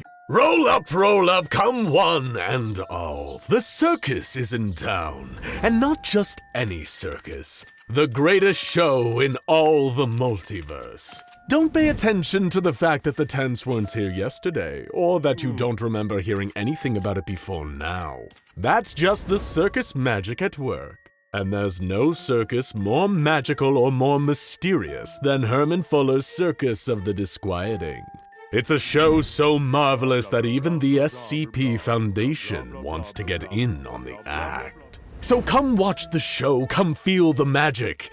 After all, what do you have to lose? The story of this humbling traveling show begins in 1893 with the founder Herman S. Fuller. He was born into a wealthy family, and at the age of 21, he was invited by his uncle to Chicago to see the buildings his company had constructed for the World's Fair. He was dazzled by the sights he saw in the Windy City, and from then on he dedicated his life to finding a way to bring that same awe to people across America, and eventually, the world. After receiving a small loan from his uncle, Herman Fuller set about building the miraculous circus you see before you today. He knew he had to get a leg up over his competitors. After all, the 1890s were a golden age for traveling shows in America. So Herman devoted his time to research, trying to find acts and oddities that were truly out of this world. He learned the way between worlds, stole books from the Wanderer's library, and with them studied alchemy, transmutation, sarcasm, and other supernatural disciplines. That real magic and touch of the macabre would be what made Herman Fuller's Circus of the Disquieting so special, and would ultimately give it its longevity. Herman Fuller's first anomalous acquisition was a genuine Fiji mermaid, like the one that famed showman P.T. Barnum kept on display around the same time period. Unlike Barnum's, however, Fuller's mermaid had been brought to life. The crowds loved it, but like all attractions, pretty soon crowds grew bored of it and hungered for the next strange sight. So Fuller went about acquiring more curiosities. His next important acquisition was the man with the upside-down face, or Manny for short. He serves as second in command to the ringmaster and manages things behind the scenes, including the acquisition of new talent. Many other anomalous beings and items were purchased for the circus by Fuller through the auction company known as Marshall, Carter & Dark, another group that the SCP Foundation makes a habit of keeping tabs on. Another thing that sets this circus apart from any others is the clowns, because they aren't like any you've seen before. Though Herman Fuller's Circus of the Disquieting employs professional clowns, the vast majority of the clown troupe are non-human descendants of an extra-dimensional race of magical shapeshifters. Nobody really knows why they decided to come to our reality and help Herman Fuller set up his circus, but the leading theory is simply that they were bored. These original clowns are the progenitors of the turn clowns and the bread clowns. Turn clowns being humans who underwent a clown transformation procedure, and the bread clowns being artificially grown children produced by the other two types. Earlier in the circus's history, before we knew what we know today about genetics, much more barbaric methods were used to create new clowns. Young human subjects would be subjected to beatings and painful transfigurations at the hands of the circus's child breaker. These days, however, the circus no longer employs a child breaker. Instead, the creation of new clowns is the responsibility of resident clown breeder, Richard C. Normus. And before you say anything, don't laugh. That is his real name. Some of the most famous clowns in the troupe are Eugene and Pius, both of which are original clowns. Mr. Noodles, who is a bread clown, and Icky the troupe leader, who was once a human with magical abilities known as Veronica Mason. She still possesses her anomalous powers as Icky, and her magic act is one of the most beloved parts of our show. After the sudden disappearance of Herman Fuller, Icky inherited his position as ringmaster, and has been doing a spectacular job ever since. Not every attempt to create new clowns has been successful as Icky and Mr. Noodles, though. Some of the earlier attempts were quite grotesque to look at. Herman Fuller's troupe of clowns are an enthusiastic, happy-go-lucky, but occasionally violent bunch, capable of minor feats of reality bending that allow them to perform all manner of tricks. They live on a diet of mostly sugar and need to be milked regularly. Clown milk is an invaluable substance here at the circus, as it's the secret ingredient of the famous black cotton candy, which, by the way, is free with admission. It causes the brain to produce high levels of serotonin, meaning that when you eat it, you're primed to have a great time. Be careful though. Raw, concentrated clown milk is not for human consumption. Though the clowns love to drink it, even a small amount can cause a human to go into cardiac arrest due to an overload of happiness. The sound of calliope music also goes a long way to helping people truly get the most out of their visit to Herman Fuller's Circus of the Disquieting. The calliope is self-playing and requires rolls of perforated paper to be loaded into it so that it can play a variety of pre-programmed pieces of music. Each piece produces a different psychological effect on visitors who have consumed their cotton candy. The skater's waltz will make them accept whatever they see at the circus, no matter how weird, as nothing out of the ordinary. Wonderful for making sure nobody blabs about their experience to a certain pesky foundation. Officer of the Year makes them less likely to perceive an event as unlawful. We use that one when we suspect the cops are closing in. Hail, hail, the gang's all here is used to get people to congregate at the big top for showtime. And American Patrol causes those who have eaten their cotton candy to seek out those who haven't, in order to strongly encourage them to have some. What do you mean you lost your dog is one that gets played after hours, when it's time to get the clowns ready for milking. Now that you have an idea of the history and how things work around the circus, it's time for the tour. The circus is made up of a series of tents and trailers, as well as a midway with standard rides and games that you might find at any circus. Outside of the big top, where shows are performed once a day, there's also the Den of Freaks and the Hall of Humans Extraordinaire. The Den of Freaks is home to fantastic acts like Sluggo and Eliza the Living Head.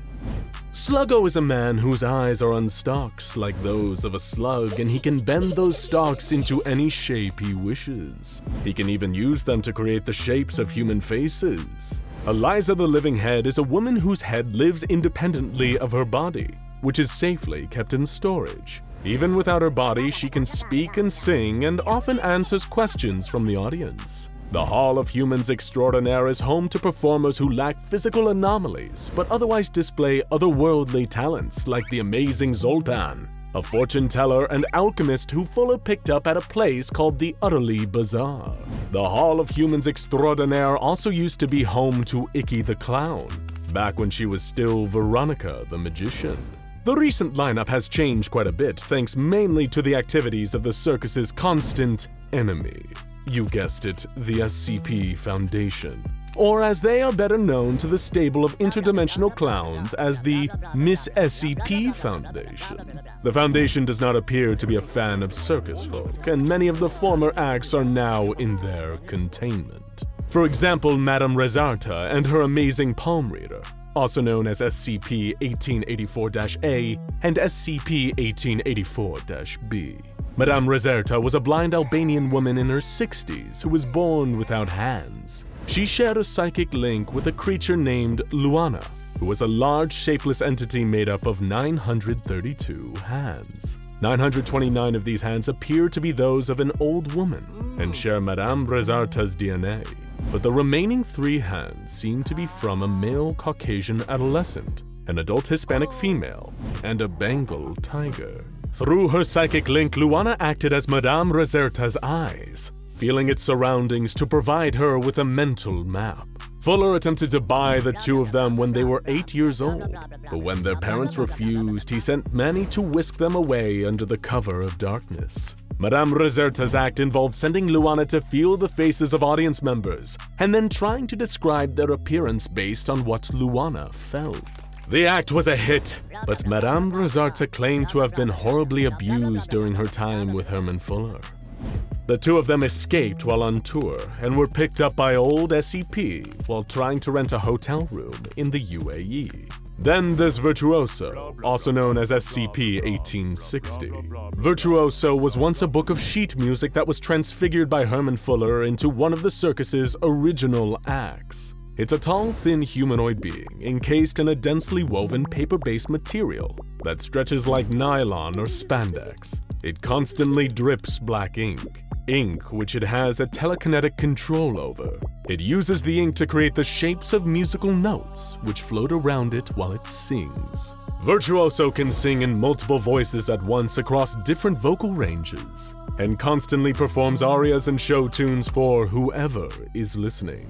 It was recovered from underneath a burnt-down shack at a fairground where the circus had been set up earlier. In containment, Virtuoso still sings, but translations from Italian reveal that the lyrics of the arias it's singing have been changed to reflect its own situation.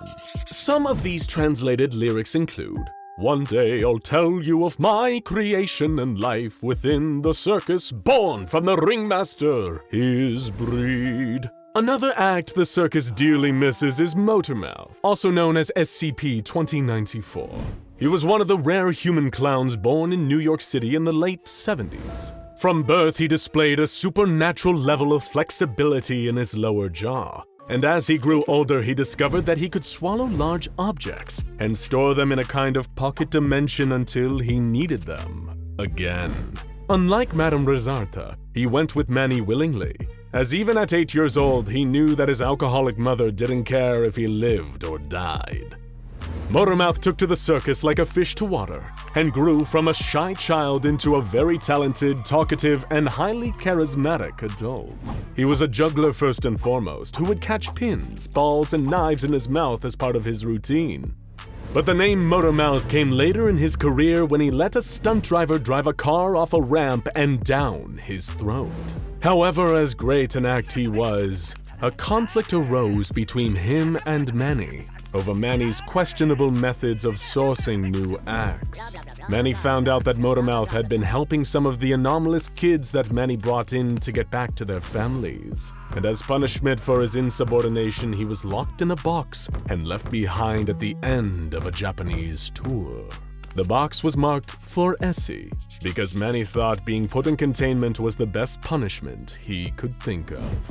With how strange and unusual its acts are, and how it always seems to pop in and out of new locations at strange and unpredictable times, you might wonder if the circus has any sinister motives. Well, the truth is, though sometimes the acts can be a little gruesome, their methods of acquiring new talent are a little unorthodox, and the clowns a little out of control. Their only goal is to entertain. In that respect, they're no better or worse than any other circus. So we hope you've enjoyed your visit. Make sure to stick around for the show, and don't forget to take your complimentary serving of cotton candy. Because there's nothing quite like a day at the circus, especially one like Herman Fuller's.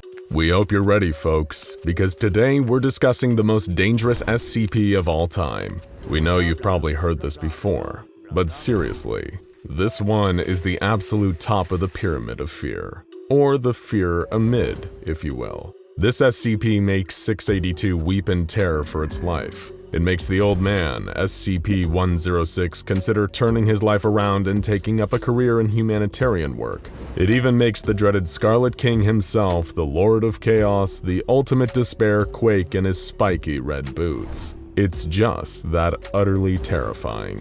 Just kidding, it's Lego. But we had you going there for a second, didn't we? Though it may not actually be the scariest anomaly of all time. SCP-387 isn't your granddad's Lego set either, unless your granddad goes by Agent Hardy and works for the SCP Foundation. Hardy is one of the hundreds of thousands of Foundation field agents planted all over the globe, in everything from law enforcement to surveillance. Ever watchful for the kinds of anomalies, the SCP Foundation makes it their mission to secure, contain, and protect. But when he discovered SCP-387, he wasn't even technically on duty. He was taking a long train journey home from his parents' house while his car was in the shop. And as anyone who's ever taken a long train journey knows, without proper stimulation, boredom will crop up in no time. He'd been reading a pretty interesting book on his e-reader when tragedy first struck and it ran out of battery. Hardy had forgotten to bring his charging cable, so he was potentially looking at another 3 hours of mind-numbing monotony. That's when he noticed the red plastic tub that had been apparently abandoned in the seat across from him. He realized in that moment that it had been there the whole time, unsupervised. Given that he was a Foundation field agent and was, as such, extremely curious, he grabbed the tub and took a look inside, hoping to find something that'll quell his growing boredom. Lucky for him, the box was full of Lego bricks, everyone's favorite brand of toy construction block. The tub was brimming with a vast collection of pieces, some of which, like wheels and prisms, Agent Hardy had never seen before, despite spending his childhood obsessively making Lego constructions. But Hardy wasn't one to criticize a gift from the universe. This tub of Lego pieces would be the perfect way to keep himself entertained for the rest of his long journey.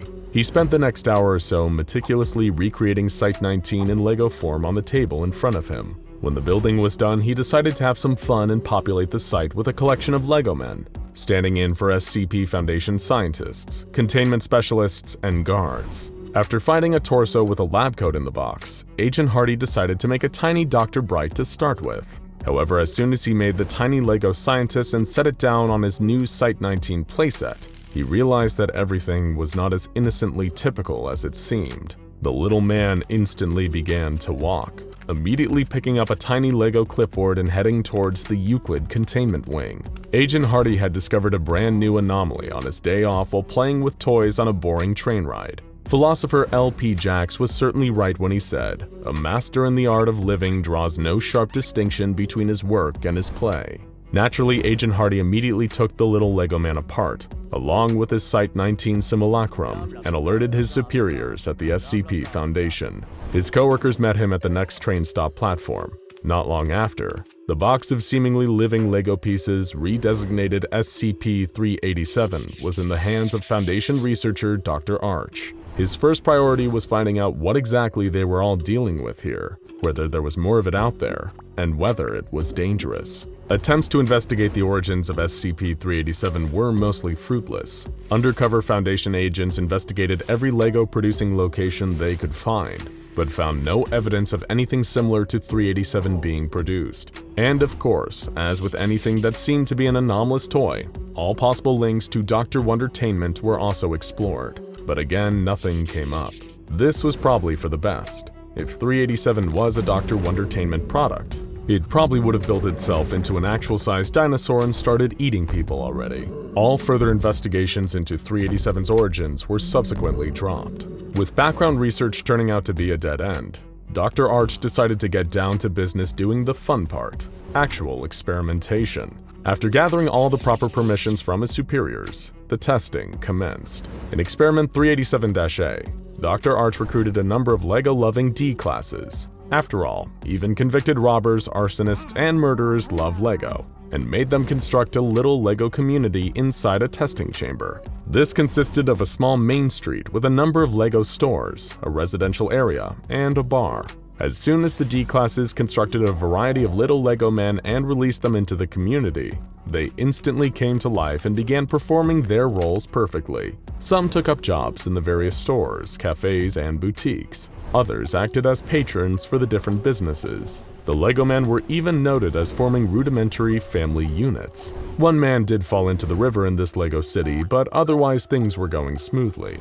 Encouraged by these developments, Dr. Arch was ready to begin the true experiment, introducing a complex new variable into the environment of the Lego men, and seeing exactly how they reacted. He had another D-class build a commercial airliner out of normal non-anomalous Lego bricks and place it just to the side of the Lego community. Over the following 3-hour period, Dr. Arch observed the Lego man engaging in some truly remarkable behavior.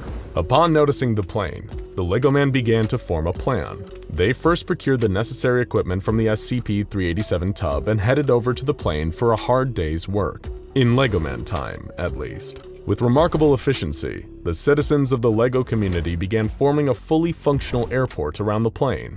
Multiple runways, an air traffic control tower, and even a mall and food court within the airport itself. Tiny Lego attendants tried to sell perfume to uninterested Lego commuters, and Lego TSA agents frisked uncomfortable would-be Lego passengers. Its accuracy to the real-life airport experience was truly brilliant. But they didn't stop there. A tiny Lego fuel truck sped over to the plane and acted out the process of refueling it. A Lego pilot and his Lego co-pilot climbed into the plane, and it took off, literally flying around the room without any kind of logical propulsion system. Dr. Arch was amazed. And even then, they didn't stop. They continued to build more planes of various makes and models, resulting in a sprawling airport that, if you squinted, would look just like the real thing. From this, Dr. Arch concluded that the 387 Lego Man had the ability to convert non-anomalous Lego pieces into anomalous ones. He proceeded to the next experiment. For experiment 387-B, Dr. Arch decided to switch up the D classes and instead brought in some of Lego's more traditional target audience, a group of 10-year-old children. They began building some basic constructions out of the pieces, your typical buildings, people, and cars. But when they realized that their creations were actually alive, their tune immediately changed. The kids spoke in hushed, excited tones about a new plan, and then began putting it into practice. They built functional transformers. And just to be clear, it wasn't electrical transformers they crafted. We're talking transformers as in actual Optimus Prime and Megatron, an M1 Abrams tank, and a number of different Lego weapons of mass destruction. Dr. Arch was mortified, realizing that he'd apparently gathered up a team of budding childhood supervillains and had them removed from the test chamber for amnestic treatment immediately. However, the second the test chamber was vacated, the kids' creations came to life and entered a state of all-out war. It was an intense battle, lasting about an hour and left no Lego survivors, just a huge mess around the room. While this test was largely an embarrassment for all involved, it did lead to some interesting new data. Not only was this anomaly safe in the sense that it didn't pose a containment breach, it was also safe in the more colloquial sense. There was no way these Lego bricks could hurt you, unless you decided to eat them and choked. Don't do that, by the way. We see you. Don't. SCP-387 is unable to perform dangerous actions if humans of any age are present in the vicinity. And this arrangement goes both ways too. The Lego creations will be alive and, to some extent, sentient if played with peacefully. However, if the human playing with them becomes hostile, then they will immediately become inanimate. So play nice, folks. Next came Experiment 387-C and Experiment 387-C2, where Dr. Arch turned his attention to the tub itself. Since SCP-387 came into the Foundation's possession, the quantity of 387 blocks had increased. How is this possible, you're probably wondering? Dr. Arch and his team discovered an interesting phenomenon. When some of the SCP-387 is placed back in the red tub, but the red tub isn't filled, then 387 will self-duplicate to fill out the tub, much like the way a gas will disperse to fill out any containment unit it finds itself inside. However, Dr. Arch also discovered some interesting limitations. There seemed to be no inherent anomalous qualities to the red tub itself. During one of the experimentations, Dr. Arch half-filled the red tub with non-anomalous Lego pieces, and found that nothing changed. Similarly, he performed another experiment where he placed a single SCP-387 brick into the box, and found there was no difference when he came back. Dr. Arch and his associates came to the conclusion that the anomalous properties are confined solely to the bricks themselves, but they have a kind of symbiotic relationship with the red tub, as they don't replicate in any other containment units. In order to activate replication, the 387 must cover the entire bottom layer of the tub. Next came Experiment 387-D, where Dr. Arch hoped to test the specific activation mechanisms of SCP-387. The Lego creations animated whenever they were assembled by a child or an adult, so it wasn't an age-regulated anomaly. The next experiment involved using a remotely controlled robotic arm to create a Lego construction, to see if the mere act of construction itself was enough to instigate 387's primary anomalous effect. However, this didn't turn out to be the case. The robotic arm assembled Lego construction never came alive. Dr. Arch's next hypothesis was that perhaps flesh was needed to activate SCP-387. But how could he test using flesh without just having a normal human assemble the Lego pieces? Thankfully, the answer came to Dr. Arch by total accident. A few cells over, an anomaly trying to breach containment had just killed a Foundation agent trying to stand in its way. While the D-classes cleaned up the mess, Dr. Arch dragged the body over to where the 387 tests were being conducted, and meticulously puppeteered its arms and hands to put together more 387 Lego constructions. But once again, it didn't come to life. Interesting. Next hypothesis. Maybe it needs warmth to activate? In a move that proved unpopular with coworkers just trying to eat their pre-packaged sandwiches in the Site-19 break room, Dr. Arch dragged the dead Foundation agent's body over towards the room's radiator and leaned its arms and hands over the top of it for 20 minutes, before giving his newly discovered puppeteering skills another go. But once again, nothing happened. Dr. Arch concluded that perhaps human psychic energy, or maybe an active pulse, was what caused 387 to activate. If you're waiting for the horrifying twist, well, aside from the puppeteering of a dead coworker's limbs, we're pleased to tell you that there just isn't one this time. SCP-387 serves no containment breach risk, and no risk of harm to Foundation personnel.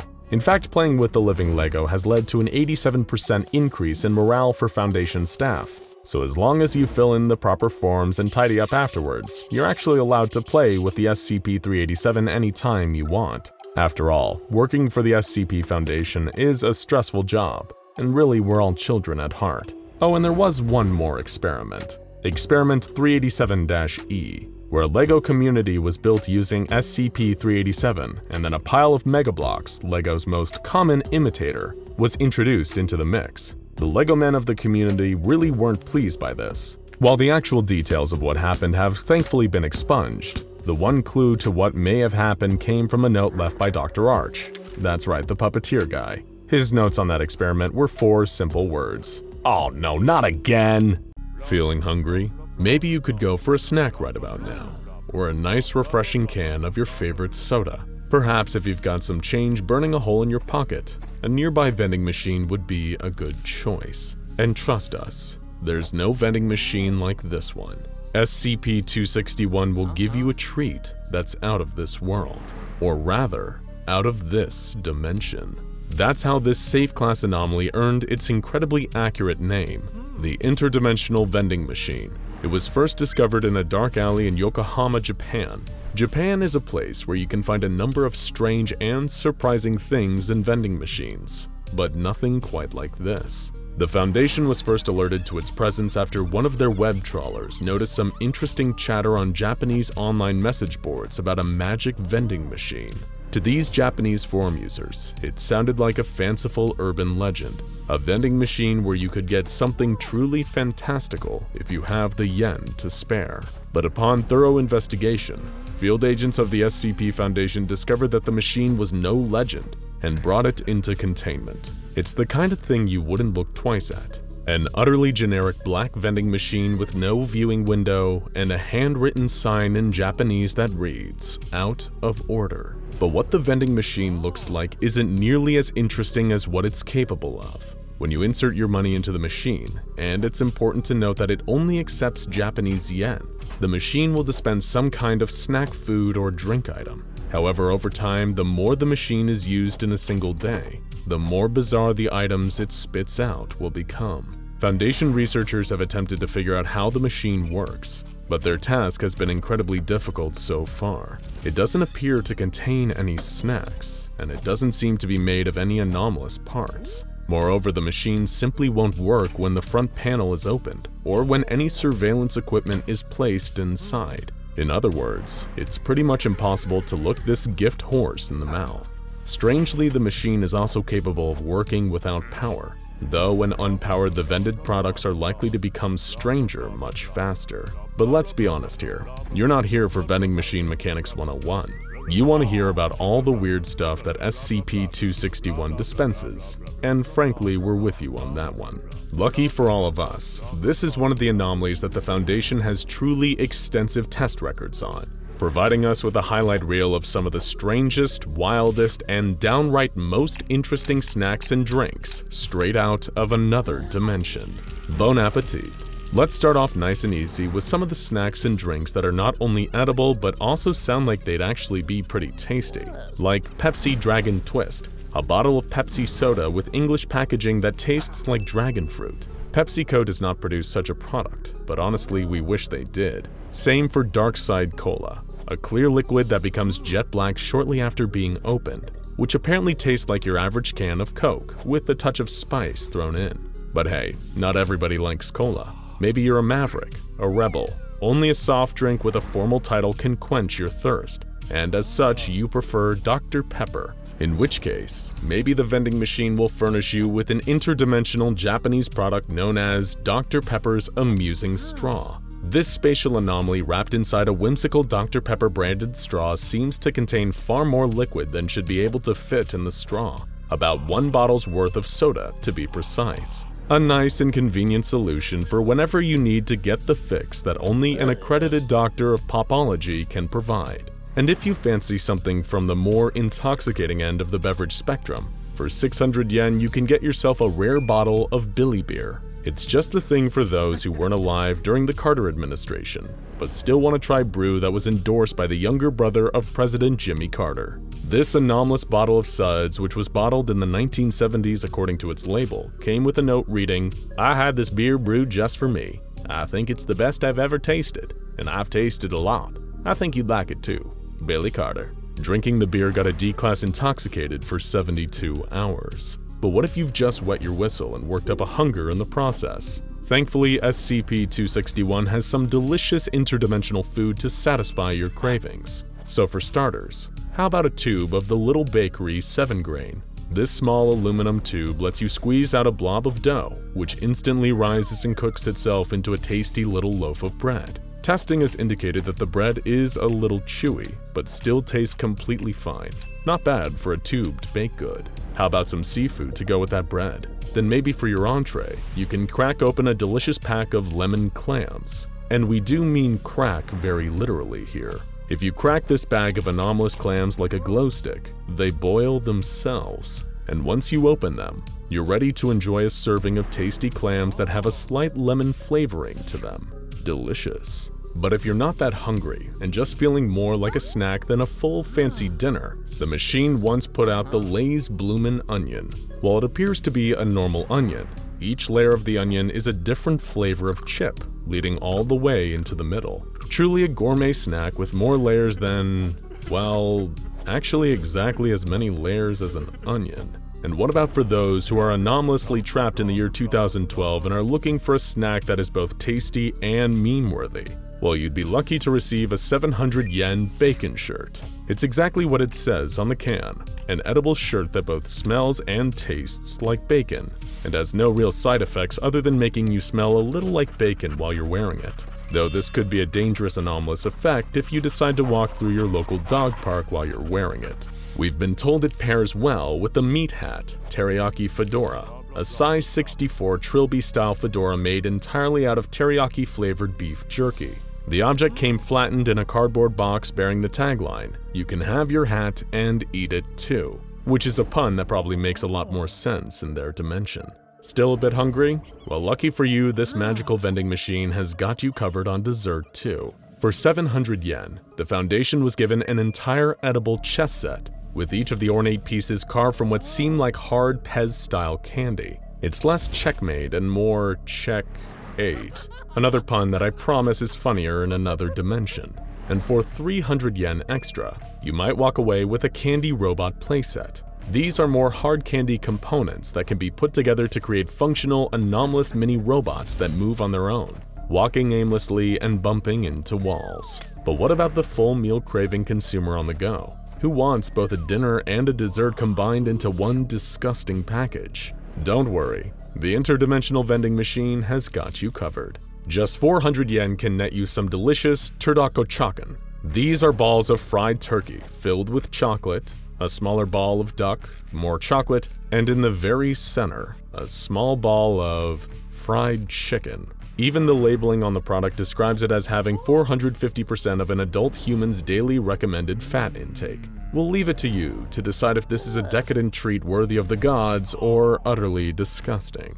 Maybe you're feeling a little cheeky though, or you need the perfect comedic dessert for your bachelorette party. The vending machine has a candy direct from an alternate Korea, a tasty, if slightly too sweet, chocolate candy shaped like a certain male organ, filled with, we kid you not, liquid white chocolate. Perfect for anyone who has both the sweet tooth and the sense of humor of a 12-year-old. Okay, these were definitely all weird treats, but let's get really, really strange now. From the disgusting, to the confusing, to the inedible, to the straight-up deadly. If you're a bit of a sadist, perhaps you're the kind of person who enjoys watching their snacks dying in front of them before they eat them. For that, the vending machine provides an aluminum box with a viewing window and a red button on top. Inside are a collection of small furry creatures, each with a single big eye. When the button is pressed, the creatures inside are abruptly superheated, cooking them all to death. At that point, the box opens and the creatures are ready to eat. We've been told they were crunchy, spicy, and tasted a little like beef. Maybe you're part of the slow food movement. For that, we recommend the delicious pile of slugs, which is exactly what it sounds like. This is a produce box, like the kind used for packing strawberries, except it's full of live slugs. There are both advantages and disadvantages to actually eating these slugs. The advantage is that they contain large amounts of vitamin C, E, and most of the B complex, which are all crucial to a healthy and balanced diet. The disadvantage is that they contain large amounts of arsenic, which will kill you. Though, of course, if you still have a candy-flavored death wish, but you prefer your entomological treats a little more leggy, then may we interest you in a fine caramelized spider for a modest 500 yen. It's full of deadly quantities of an unknown anomalous venom that's pretty much impossible to cure, but it's worth it for the sweet, sticky goodness that comes before death sets in. Another strange item dispensed by the vending machine was a tall metal aluminum canister with a ring pull that, upon opening, had a violent chemical reaction with the air and triggered a large explosion. Apparently, this particular beverage was never intended for oxygenated environments. The blast killed 2 researchers and resulted in the temporary suspension of testing. Though in a slight silver lining for this fiasco, the testing area did smell of citrus for a few days, which the janitors must have enjoyed as they cleaned up all the body parts. Another dangerous snack provided by the vending machine was a long tube of chips called Pringles, not to be confused with any other long tube-based chips you may be thinking of. When the tube was opened, or popped as they say, the D-class that the chips were presented to began compulsively eating them. When researchers ordered the D-class to stop, it seemed almost as if they couldn't. Regardless of the orders given to them, the D-class just kept eating. Even when guards terminated the D-class there and then, the corpse continued to eat chips out of the tube until it was physically pried out of their hands. But if all those salty Pringles had really worked up a thirst in you, perhaps you can wash them down with a delicious can of Cherry Bomb, an intense cherry-flavored drink dispensed by SCP-261 for 450 yen. When a D-class sampled this delicious soda, they commented on it tasting strongly of cherry. A few moments later, their head exploded with the force of a stick of dynamite, coating everyone and everything around it in gooey head viscera. The resulting cleanup took an arduous 6 hours. But wow, was that cherry tasty. And finally, why not complete this anomalous vending machine feast with a 1,000 yen papier-mâché piñata, resembling a dead horse that comes ready to use with a baseball bat. Everyone who saw the piñata felt compelled to beat it mercilessly with the bat, until candy began to fall out. Many in attendance claimed that it was the 1,000th gift unleashed by SCP-261, and thus warranted celebration. Once the dead horse was thoroughly beaten, all cognitohazardous properties ceased. There's a joke somewhere in there, but for the life of us, we're not sure we can find it. Oh well, maybe it's in another dimension. SCP-682 had escape containment, and it was all hands on deck at the SCP Foundation to try and stop the creature's rampage. All unarmed personnel were running to escape before 682 had a chance to rip them apart, as the security team bravely fought to incapacitate the hard-to-destroy reptile long enough to return him to his acid tank. 682 was on an all-out offensive, stomping through the SCP's item gallery and spewing acid at anyone who came within range. People, items, and parts of the room alike were melting and sizzling as 682 attacked. It was an absolute bloodbath, and you'd have to be insane to try and fight back against it. However, one being remained unfazed by the chaos, and stood proud in the face of the omnicidal monster. It was another SCP, one who had broken free from its glass display case in the commotion. "Who dares disturb the Prime Minister Sinister?" it said in a high-tinny voice. "I shall rip your eyes from their sockets and force you to eat them." SCP-682 stopped to see who had threatened him. It was almost laughable that this thing had dared to make such a violent threat, because there was no way that this little thing would be able to stand up to the unkillable 682. But its size didn't stop it from trying to pick a fight all the same. The SCP was a tiny robot made from junk, which looked more like a sculpture made from scrap that was found on the side of the road than a functional automaton. Its head was made of an upside-down voltmeter, giving it the appearance of a smiling face, and its arms were made of wrenches. It was capable of walking around, though it seemed to have difficulty moving as it was very top-heavy. It shook a rusty fist at SCP-682 and continued to threaten him, shouting, You do not know the fury you have unleashed. Robo-Lord the Destructor will end you. SCP-682 swiped at the robot, annoyed by its continued attempts to antagonize him. The robot toppled over and struggled to stand again, but when it did, it ran for 682's feet. It started to grab at 682's toes, hitting them with its wrench hands. As you might expect, this had almost no effect on 682. You do realize you are weak, pathetic, said 682, raising his claw to get a better look at the annoying little robot. It responded, Lies and slander. The Mayor of Mayhem is the most powerful being in existence. Before promptly losing its grip on 682's claw and falling to the floor. Now 682 was really getting tired of this thing. He prepared to swipe at it again, this time using his full strength, which would certainly smash the robot to pieces. But luckily for the robot, its pestering had distracted 682 just long enough for the Foundation's security to sneak up on him. Before 682 had a chance to smash the robot, the Foundation fired on him with a volley of rockets, reducing him to a misshapen lump. The security team collected up 682's remains, ready to put them back into a backup acid tank. But the task was made slightly more difficult by the fact that the robot was running around underfoot, trying in vain to now attack them instead. What was this strange little robot that thought it could attack the unkillable lizard 682? Meet SCP-1370, appropriately nicknamed the Pesterbot by Foundation personnel. Pesterbot is a small robot made of junk that displays sentience and the ability to move despite having no power source. Everything about SCP-1370 defies common sense. The voltmeter that serves as its head contains no sensors, but it seems unable to see if the voltmeter is covered. Its arms and legs are made of wrenches, and its wooden torso contains a speaker which it communicates through a tinny, monotone voice. Pesterbot lives in SCP Gallery 27, in a glass display case which is 125 centimeters tall, 50 centimeters wide, and 75 centimeters long. Level 2 personnel and higher are allowed to remove the robot from containment at their discretion, but penalties will be incurred for anyone who doesn't return it to its case. Due to its impractical top-heavy design, Pesterbot falls over frequently when it walks around. This led the Foundation to believe that he was created as an art project and was later somehow imbued with anomalous properties, rather than being made with the intent of being sentient.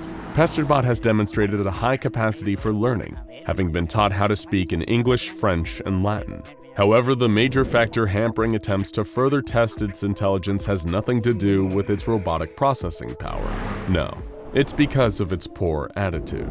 Pesterbot's encounter with SCP-682 and the cockiness it expressed in the moment wasn't an aberration.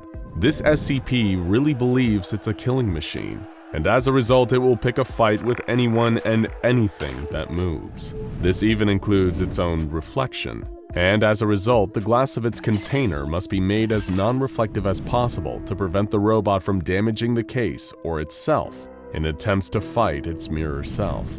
Though its most commonly used nickname in the Foundation is Pesterbot, SCP-1370 also goes by a variety of self-given epithets, including Doombot 2000, Robolord the Destructor, and Darthclaw Killflex. It can be made to add new names to this list through encouragement by staff, and one time they even managed to add the name Pesterbot, as well as the even more ridiculous Patheticon the Garglemost, to its lexicon of names. As you may have surmised, Pesterbot is classified as safe and is treated by most SCP Foundation employees as a humorous oddity rather than a legitimate threat. Many tests have been done on Pesterbot, and they've all conclusively determined that the robot is incapable of inflicting any damage to its opponents. In fact, Pesterbot is more a danger to itself than to anything around it, both because it's incredibly clumsy and awkward, and because it frequently picks fights with other SCPs who are far more powerful than it.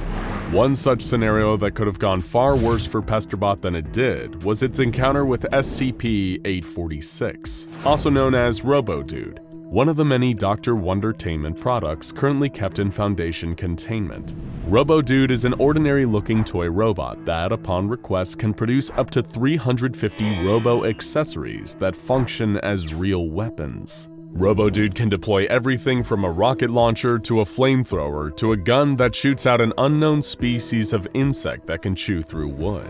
However, Robo-Dude seems to not be sentient and is unable to use these weapons unless asked to.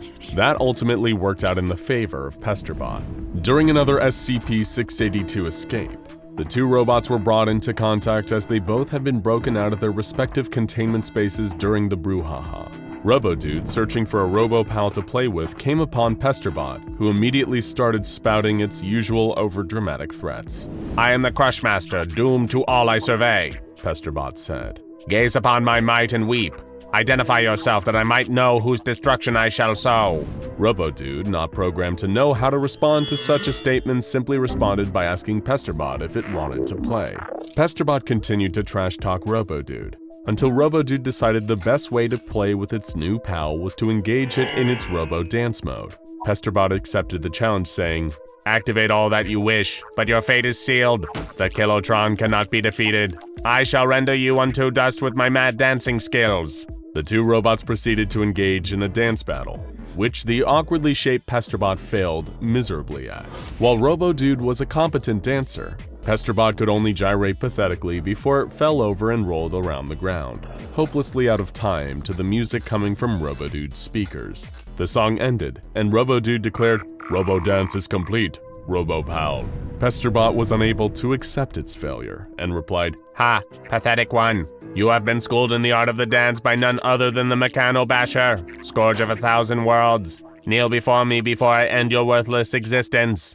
Robo-Dude, unimpressed with Pesterbot's poor sportsmanship, deployed its hydrogen cannon, which it was programmed to do whenever it detected a sore loser. Fortunately for Pesterbot, hydrogen cannon was just the name for Robo-Dude's water pistol. While Pesterbot will attempt to fight anything that moves, the truth is this robot will attack virtually anything it perceives as being even slightly alive. This is perhaps best illustrated by one of the tests of Pesterbot's abilities that involve putting a small speaker at the base of a potted houseplant and speaking through it from another room. The plant was placed across from Pesterbot in the testing chamber, and the interaction was monitored by researchers from outside. Researcher Davies spoke through the speaker in the plant pot. He asked Pesterbot if he could hear him, and it answered, Who dares? All souls will burn. You will feel the sharp sting of my wrath. Identify yourself so that I may sing damnation upon you as you die. The robot began approaching the plant. Davies, speaking as the plant, identified himself. I am a split-leaf philodendron, a semi-woody shrub with large glossy leaves. At this point, he had to try very hard not to laugh at the absurdity of this test and the robot's reaction. He continued, these leaves can grow up to 3 feet long. Pesterbot used its wrench to try and wrestle with the leaves, but was bested by the mighty plant and unable to cause any damage. Enraged by its failure, it said, Your mockery spells your doom. I have arrived. You will be crushed betwixt my digits. Pesterbot then fell over and was unable to right itself. It struggled and spent 6 minutes trying to stand before its flailing knocked over the plant, which did nothing to help and in fact pinned the robot to the ground. It was at this point that the researchers, who had taken time to compose themselves after several laughing fits, entered the chamber and removed Pesterbot in order to place it back in its containment case. Despite how non-threatening Pesterbot is, there is actually one situation in the Foundation's history where it actually posed a somewhat serious threat. When mobile task forces were sent in to rescue survivors of the events at Site-13, also known as SCP-1730, they were attacked by alternate universe versions of a variety of creatures kept in Foundation containment. One of these creatures was Pesterbot, who in that universe somehow gained control of a larger mechanical body constructed of discarded pieces of machinery. It threw other pieces of metal scrap at the task force as they tried to leave the site, shouting in a much deeper and more intimidating voice, I am reborn to breathe devastation upon this fetid earth. Pitiful humans, you will feel the dark sting of my never-ending torment. Members of the task force could see the original Pesterbot body on top of the larger metal construct, waving its arms madly. The task force opened fire to little effect. Pesterbot tossed another piece of scrap at them, just narrowly missing. One task force member threw a frag grenade at the robot, which it caught, blowing up its hand.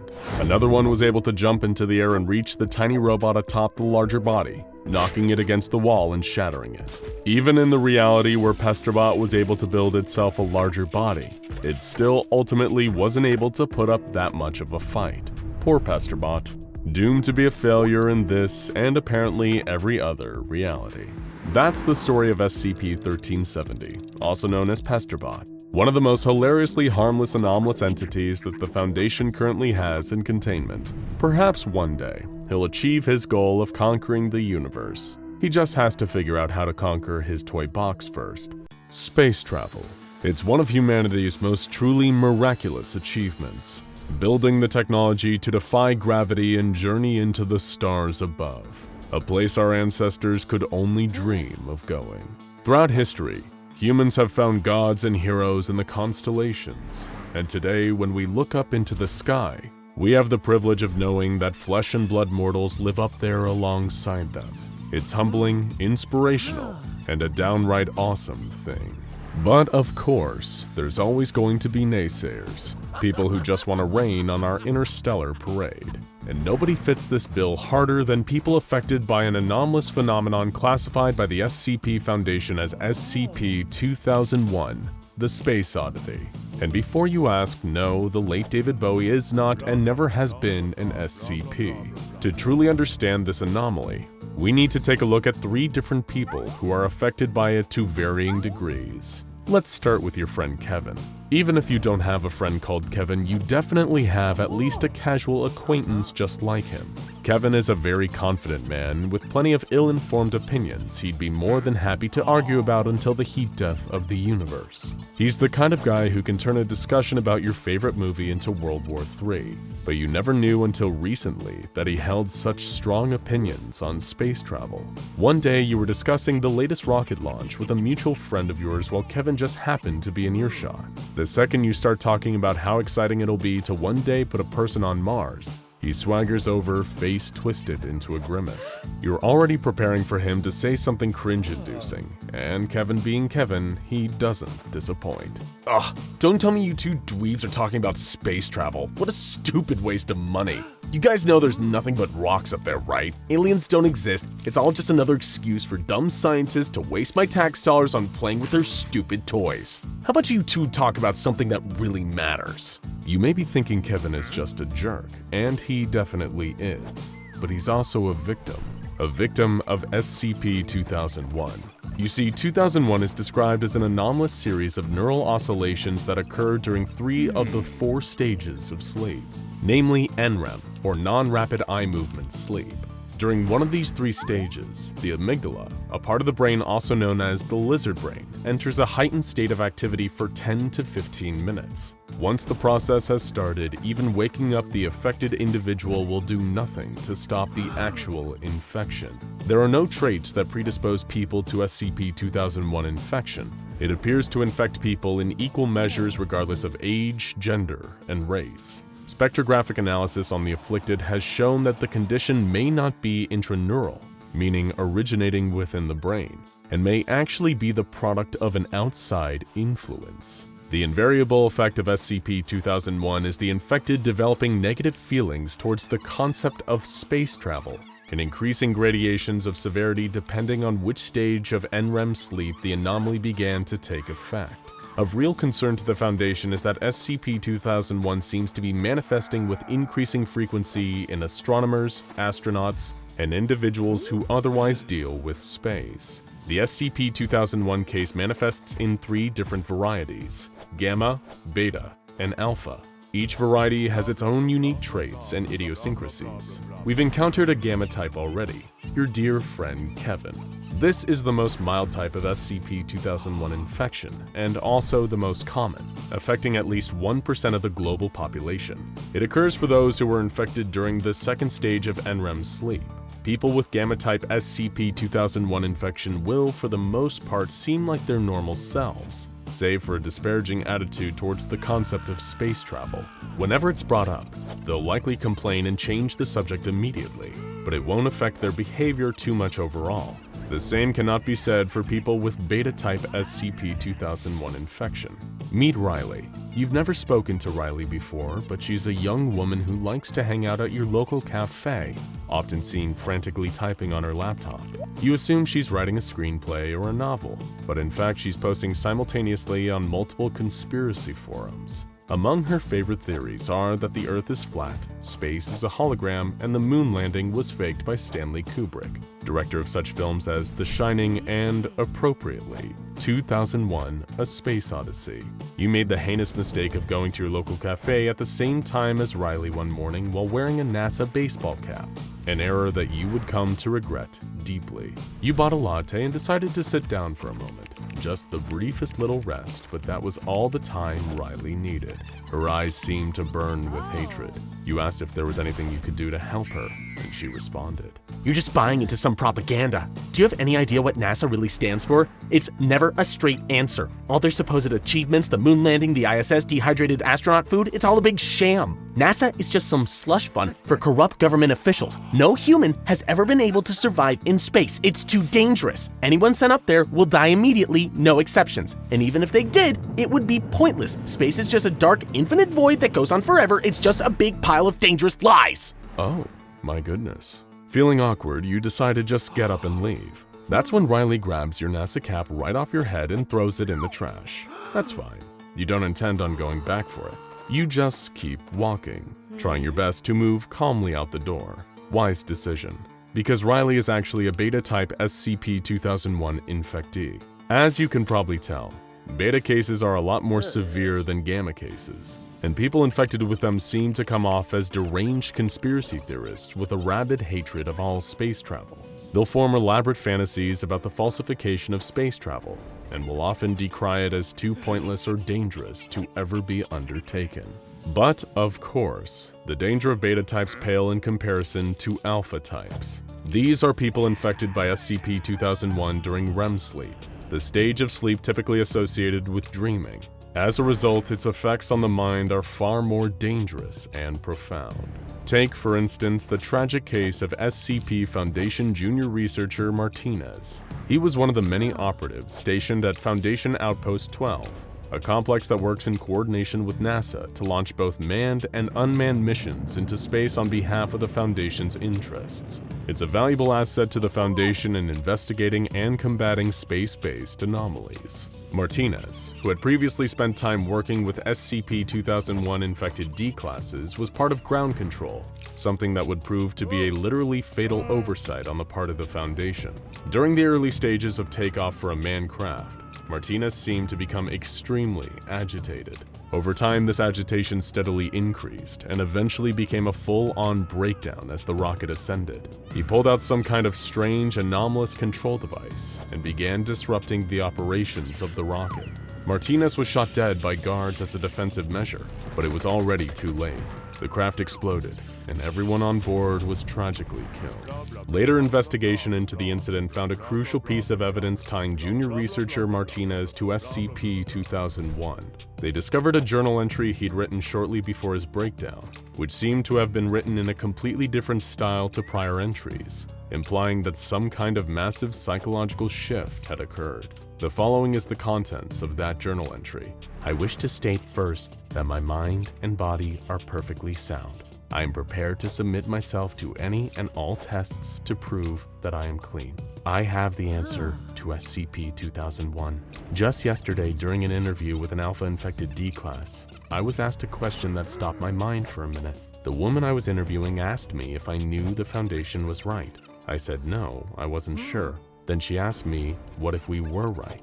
I could only assume that by we, she meant 2001 carriers. I said nothing for a while, and then she spoke. She told me of a dream she'd had a while ago. She said that something talked to her, told her about how dangerous outer space was. It showed her the beasts that roamed the void between stars, about the fractal beings that absorbed the very fabric of reality, about the expunged that was keeping in that godforsaken door, and she was scared. She told me at the end of the dream as she woke up, it told her what it was. It's all of space. Space fears us. We're living, breathing life forms, and space loves us and cherishes us. She asked me if I had any idea what the chances of intelligent life forming on another planet are. Then she told me a number that took 1.5 minutes to recite.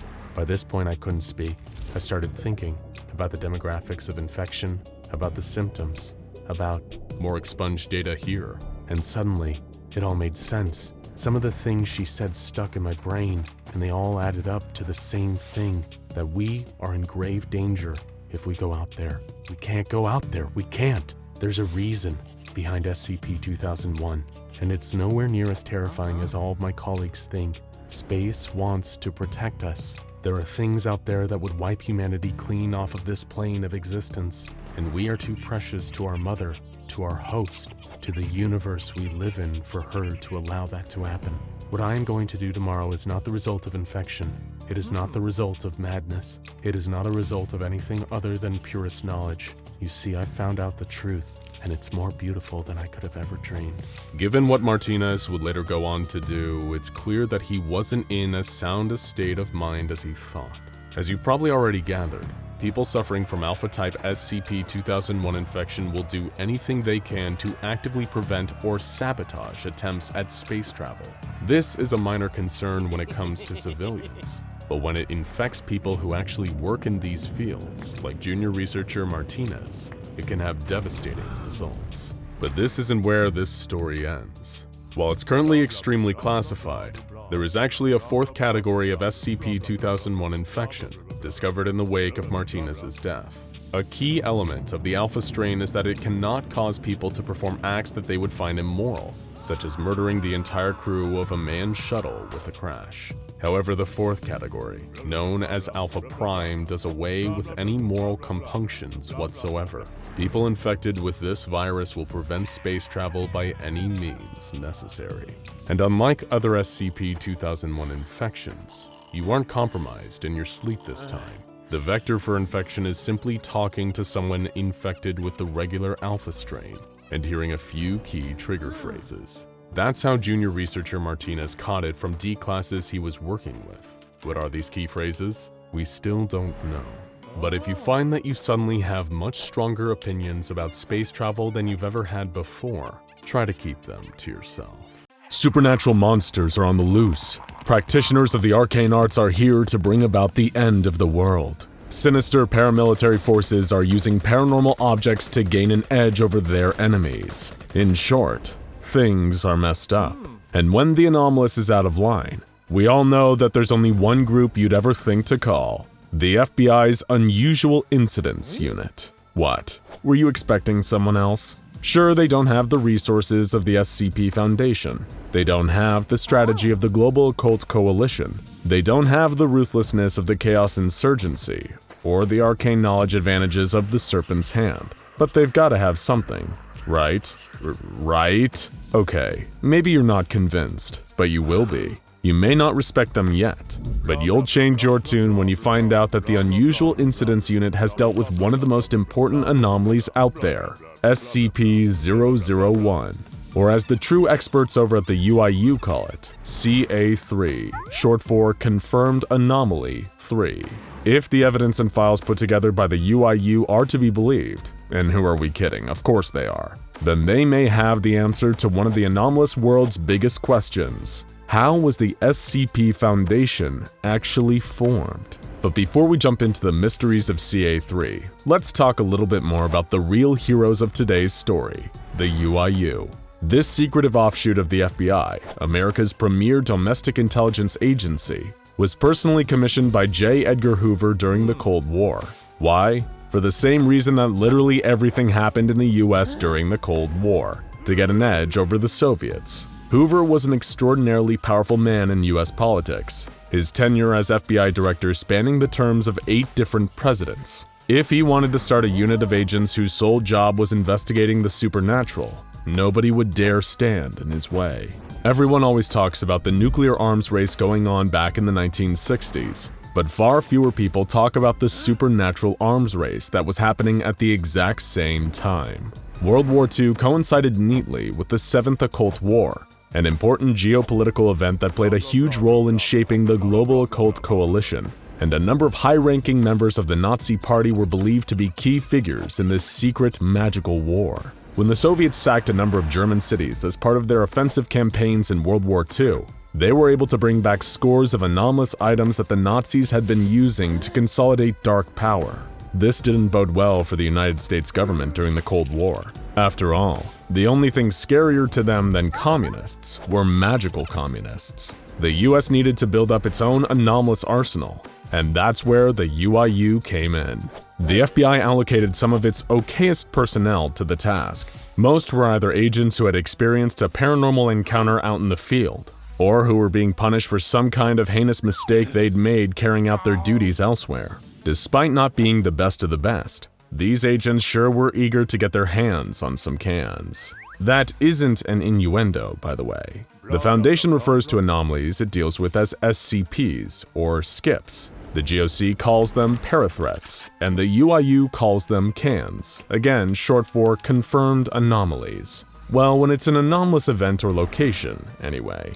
Anomalous objects like cursed books or supernaturally powerful weapons are referred to as carts or confirmed artifacts. And finally, anomalous people or sentient entities are referred to by the unfortunate name of Can Man. It may not sound as cool, but hey, it gets the job done just fine in the end. While the Unusual Incidents Unit may lack the knowledge, strength, resources, and even cred of its fellow groups of interest, that doesn't mean that it doesn't keep track of the others. In fact, the UIU has a pretty unique relationship with each of them. The GOC, for example, is nicknamed the Suits by the UIU. The official UIU orientation states that the Suits outrank them, and if they're asked to follow an order by a member of the Suits, they should just go ahead and do it. Same goes for members of the Fireworks, which is the UIU lingo for the Chaos Insurgency. Unlike the Foundation, which generally has the resources to go toe-to-toe with the Chaos Insurgency, the UIU are rightfully terrified of them. Official orders from the top are for UIU agents to do whatever they say, or they might find themselves getting shot in the head by a Chaos Insurgent,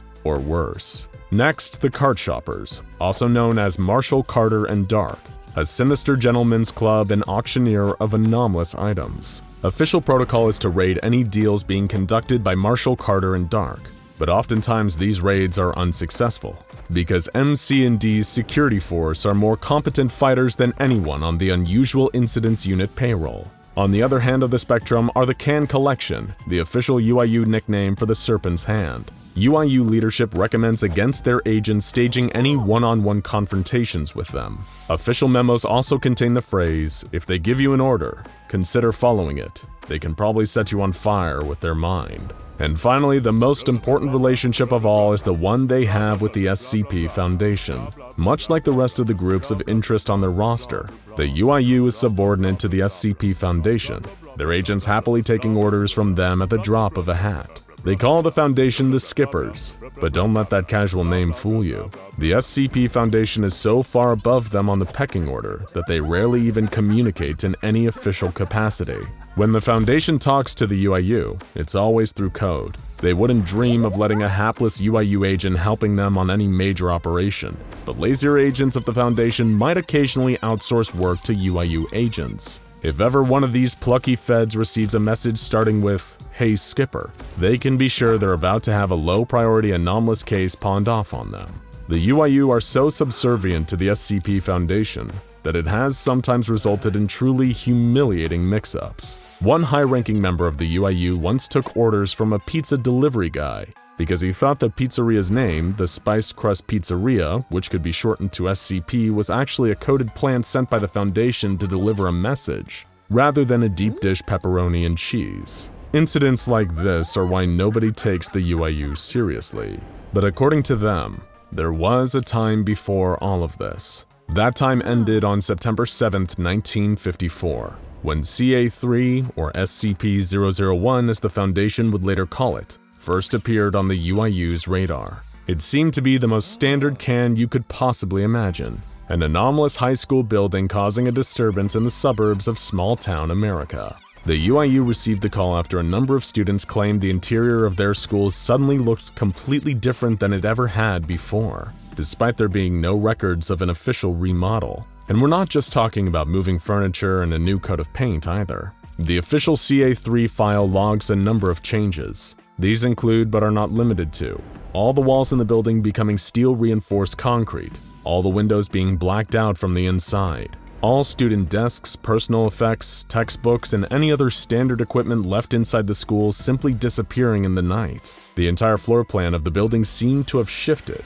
with rooms altering in both dimensions and location, as well as featuring seemingly random modifications within. None of this matched up with the building's original blueprints, which were obtained by the UIU shortly after the can was reported. But things got even stranger for investigating UIU agents. The building now contained 17 computers, each with state-of-the-art magnetic core RAM and advanced cybersecurity. For a suburban high school in 1954, it goes without saying that this was extremely impressive. But weirdest of all was the fact that a large and seemingly impenetrable steel wall had appeared in the auditorium, blocking it off and leaving whatever was taking place on the other side a complete mystery. Naturally, the UIU did what little they could to investigate the matter. The first investigation group they sent inside, Team CA305, never came back out, and Team CA306, the team they sent in to locate and retrieve the first team, also disappeared within the anomaly. Classic UIU expertise at work. Almost a month after discovery and initial containment, a strange noise began emanating from the auditorium. Shortly after that, the building became filled with people, all walking around and working at different operations. Eerily, everyone there had a resemblance to members of Team CA306, the rescue team sent in to save the 12 members of CA305, all of whom were still unaccounted for. 3 months later, the strangeness escalated. More noises came from the auditorium, and the anomalous people inside the building had gathered around the steel wall within. There was a hole in the wall 6 feet in diameter, and every 3 minutes for several hours, the people in the room would appear to simply pull an anomalous object out of it.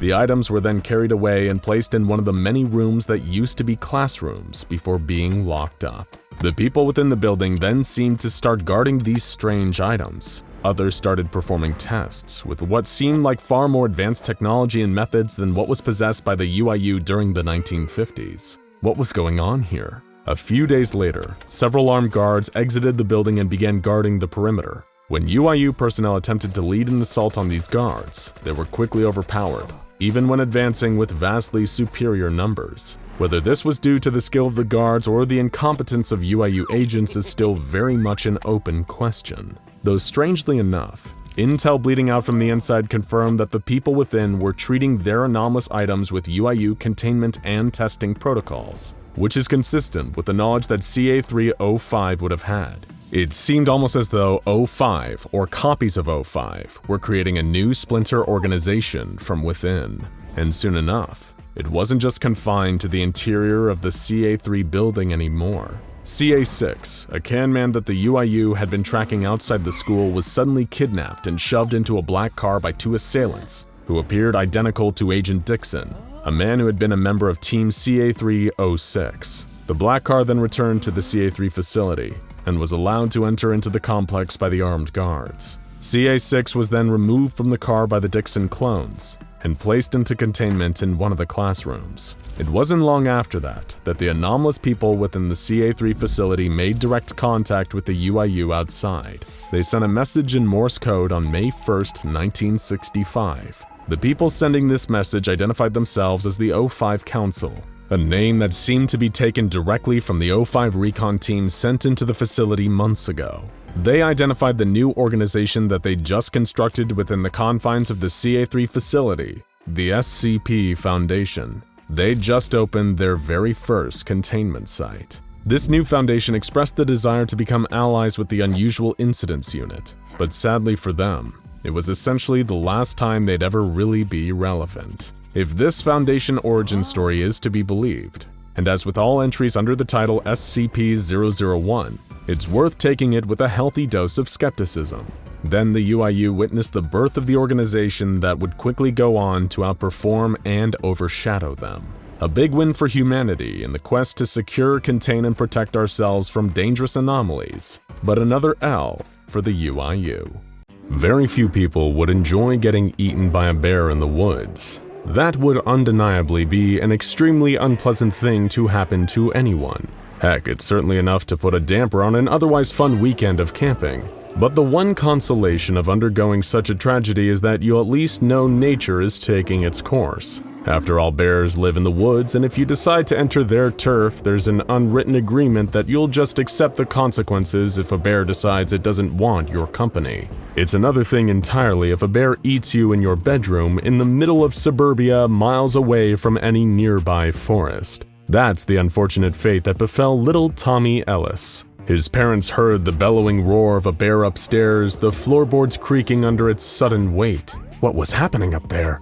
They ran upstairs, following the sounds of the roars and Tommy's horrible screams. But by the time they reached the bedroom, it was already too late. The room was empty, torn apart from within as a 600-pound grizzly bear crawled its way out of the destroyed bedroom window. Tommy Ellis was never seen again. To Tommy's parents, before they were given amnestic treatment by agents of the SCP Foundation, it was a freakish one-off tragedy. But to those very same Foundation agents, it was just another instance in a series of deaths so strange and random that only some kind of anomalous serial killer could be behind it. 2 months earlier in a nearby town, a family had undergone a savage attack from a full-size male silverback gorilla. The huge and heavily territorial animal tore the house apart and beat anyone who tried to stop it into a pulp. Much like a bear attack, being killed by an aggressive gorilla in the wild isn't that strange, but being murdered by a gorilla in the suburbs of Cincinnati is definitely a cause for Foundation intervention. However, the gorilla killer was long gone before any Foundation agents were able to intervene. At first, it was assumed that they were dealing with some kind of animal SCP, but as more grisly murders occurred, it began to paint a better picture of what exactly was happening here. Next, a family was found dead after what had seemed to be a brutal attack with an edged weapon, but this was no mere knife. All the evidence pointed to the weapon being a sword. Neighbors interviewed by the Foundation about the attack before their amnestic treatment reported hearing a frightening ruckus coming from the house next door, including a deep male voice saying, "I have the power!" Much like He-Man from the popular toy and animation franchise. This reminded them of another recent murder case where the killer also reportedly used a sword, though this time more likely a Japanese katana than a European broadsword, and was heard yelling, "Cowabunga!" as they left the scene. As the bodies racked up, the evidence kept piling on. A young girl was traumatized by a naked man suddenly appearing in her bedroom. This would be horrible enough, but there were a few strange details. He was handsome, athletic, had bright blonde hair, and no genitals. In fact, he matched the exact description of a child's Ken doll. And the thing that finally tied this whole bizarre case together was an entire family who was found to have been killed by electrocution, despite all being in different rooms of the house at their time of death, and showing no evidence of having been moved post-mortem. But the family's youngest, Steven, had a number of Pokemon cards and action figures in his room, prominently featuring the franchise's most well-known creature, Pikachu. This shape-shifting, rampaging killer was caught not long afterwards when a full-size pony suddenly manifested in the home of another suburban family, thankfully causing no fatalities this time, and galloped off into the woods. Seeing as the Foundation was already keeping a close watch on the area to make sure they caught any more strange activity, they were able to quickly engage with and capture this strange entity. It was then sedated and sent back into containment at the iconic Site-19. The creature is now known as SCP-137. So you're probably wondering, what exactly is happening here? What are the anomalous traits of SCP-137 that appear to express themselves in such random and violent ways? Well, it may seem that 137's abilities are as diverse as they are dangerous. It actually only has one very simple anomalous power. It possesses the toys of children and transforms them into their real-life equivalent. A teddy bear became an actual bear. A stuffed gorilla became an actual gorilla. Toys of He-Man and a member of the Teenage Mutant Ninja Turtles became murderous sword wielders. And Pikachu became a wild animal with powerful electrical abilities. The SCP doesn't appear to be inherently violent either. Its level of aggression appears to be in the eye of the beholder, as the attributes of the toys possessed by SCP-137 are defined by what a child perceives about said toy.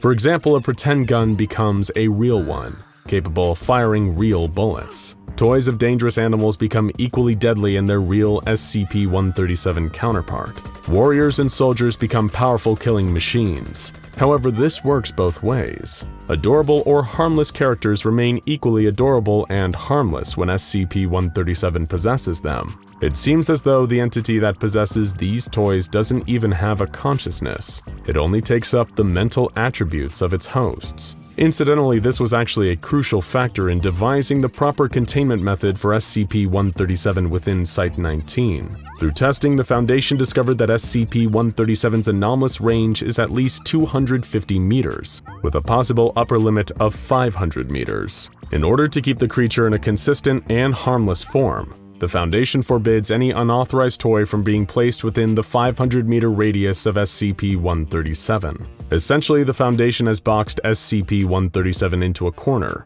meaning that any toy placed within its anomalous proximity is its only option.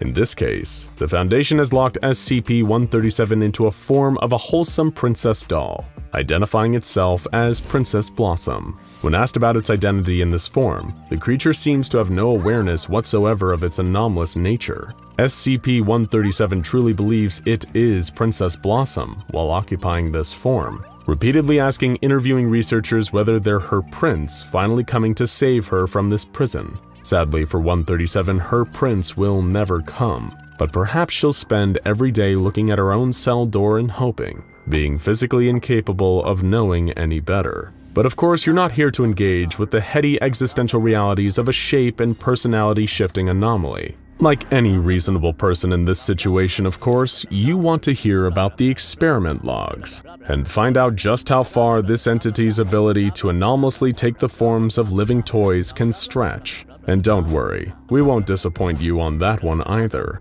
SCP-137 has some of the most insane testing logs we've ever seen, and we're going to share them with you right now. The last one is a real doozy. First, overeager researchers made the terrible decision to introduce a toy plane into the testing chamber with SCP-137.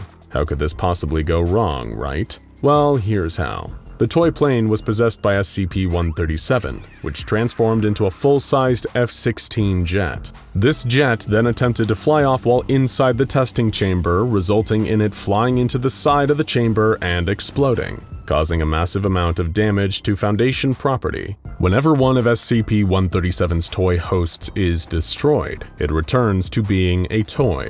In this case, after the smoke cleared, a small cluster of broken plastic was laying on the floor. The researchers were then forbidden from testing any toys with jet engines or missiles, but they didn't tell them anything about toy race cars. It seemed these researchers really were children at heart. They were amazed when the toy car turned into a full-size Ferrari, then plowed into the wall at high speeds, exploding. Vehicle tests were suspended after this. The next test was actually kind of an accident. An attending agent had an amusing little keyring shaped like an alligator when entering the 250-meter range of SCP-137. You can probably guess what happened next. Because the keyring was technically close enough to a toy, SCP-137 took it over and transformed it into a 6-meter-long saltwater crocodile. It then lashed out, attacking and devouring nearby researchers. 14 were dead by the time Foundation security officers managed to safely enter the scene and terminate the crocodile. At that point, searches were intensified for all personnel intended on working in SCP-137's 500-meter danger zone.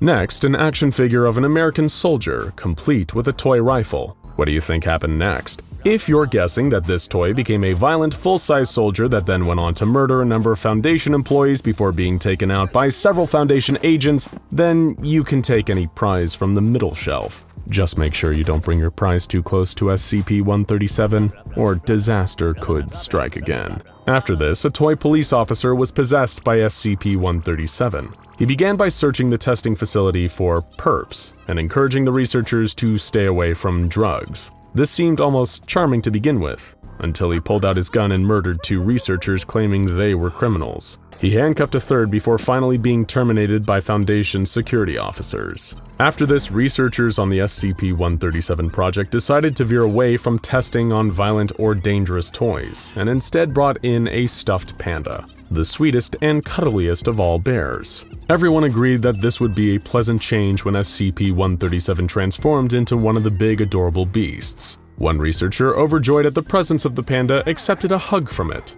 The panda hugged far harder than anticipated, breaking 3 of the researcher's ribs. It was terminated by Foundation security officers soon afterwards. It turned out that the anomalous effects of SCP-137 also applied to non-sentient toys. For example, a box filled with Lego blocks became real terracotta bricks and construction materials. And a yo-yo, even when placed on a hook on the wall with nobody nearby, continued to perform sick yo-yo tricks with reckless abandon. The penultimate test performed on SCP-137 involved an action figure of a character known as Dr. Selenium, advertised as the smartest man on Earth. However, when SCP-137 transformed this into a real-life Dr. Selenium, the Foundation discovered that SCP-137 couldn't actually imitate more ephemeral qualities like incredible intelligence. This Dr. Selenium clone simply walked around, constantly talking about how intelligent he was rather than actually demonstrating that intelligence. He was probably the kind of guy who comments first on YouTube videos.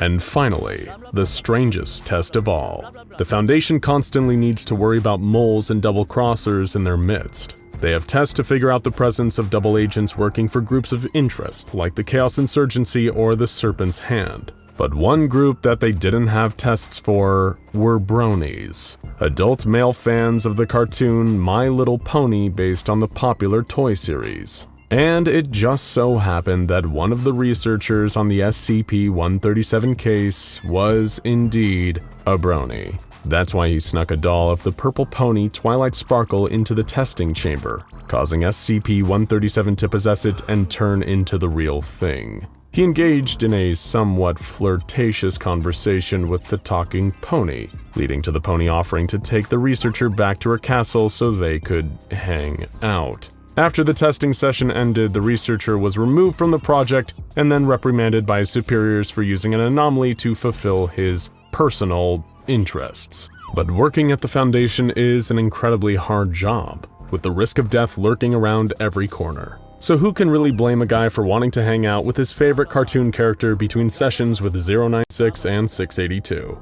Hey there, thrill seekers! Are you ready to get crazy? Are you ready to get extreme? Are you ready to taste the real hardcore? We here at SCP Explained know that you love a little excitement in your life. You're the kind of stone-cold solid gold bad dude whose idea of a relaxing afternoon is a staring contest with SCP-173. And you're so tough you're gonna make the peanut blink first. You're the kind of person who'd punch SCP-682 and make him apologize for grazing your fist. You wouldn't even back down from the Scarlet King himself, making the Monarch of Ultimate Despair say, "That's pretty cool, man. Respect." But if you want a genuine thrill ride, something that'll really put hair on your chest, you need to get your butt on a truly hardcore roller coaster. What? Too chicken? Afraid of a little motion sickness or something? Or maybe you've been freaked out by some of the so-called horrifying accidents that happened on roller coasters, like the 1972 Big Dipper disaster, or the 1986 Fantasyland Mindbender catastrophe. Get real.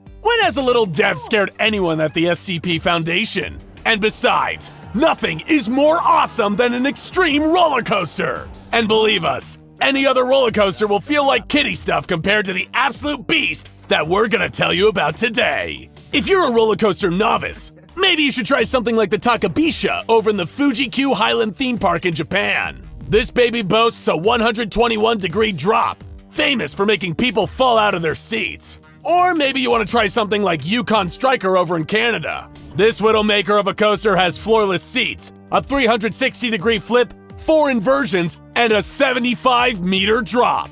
That's a little too tame for your taste?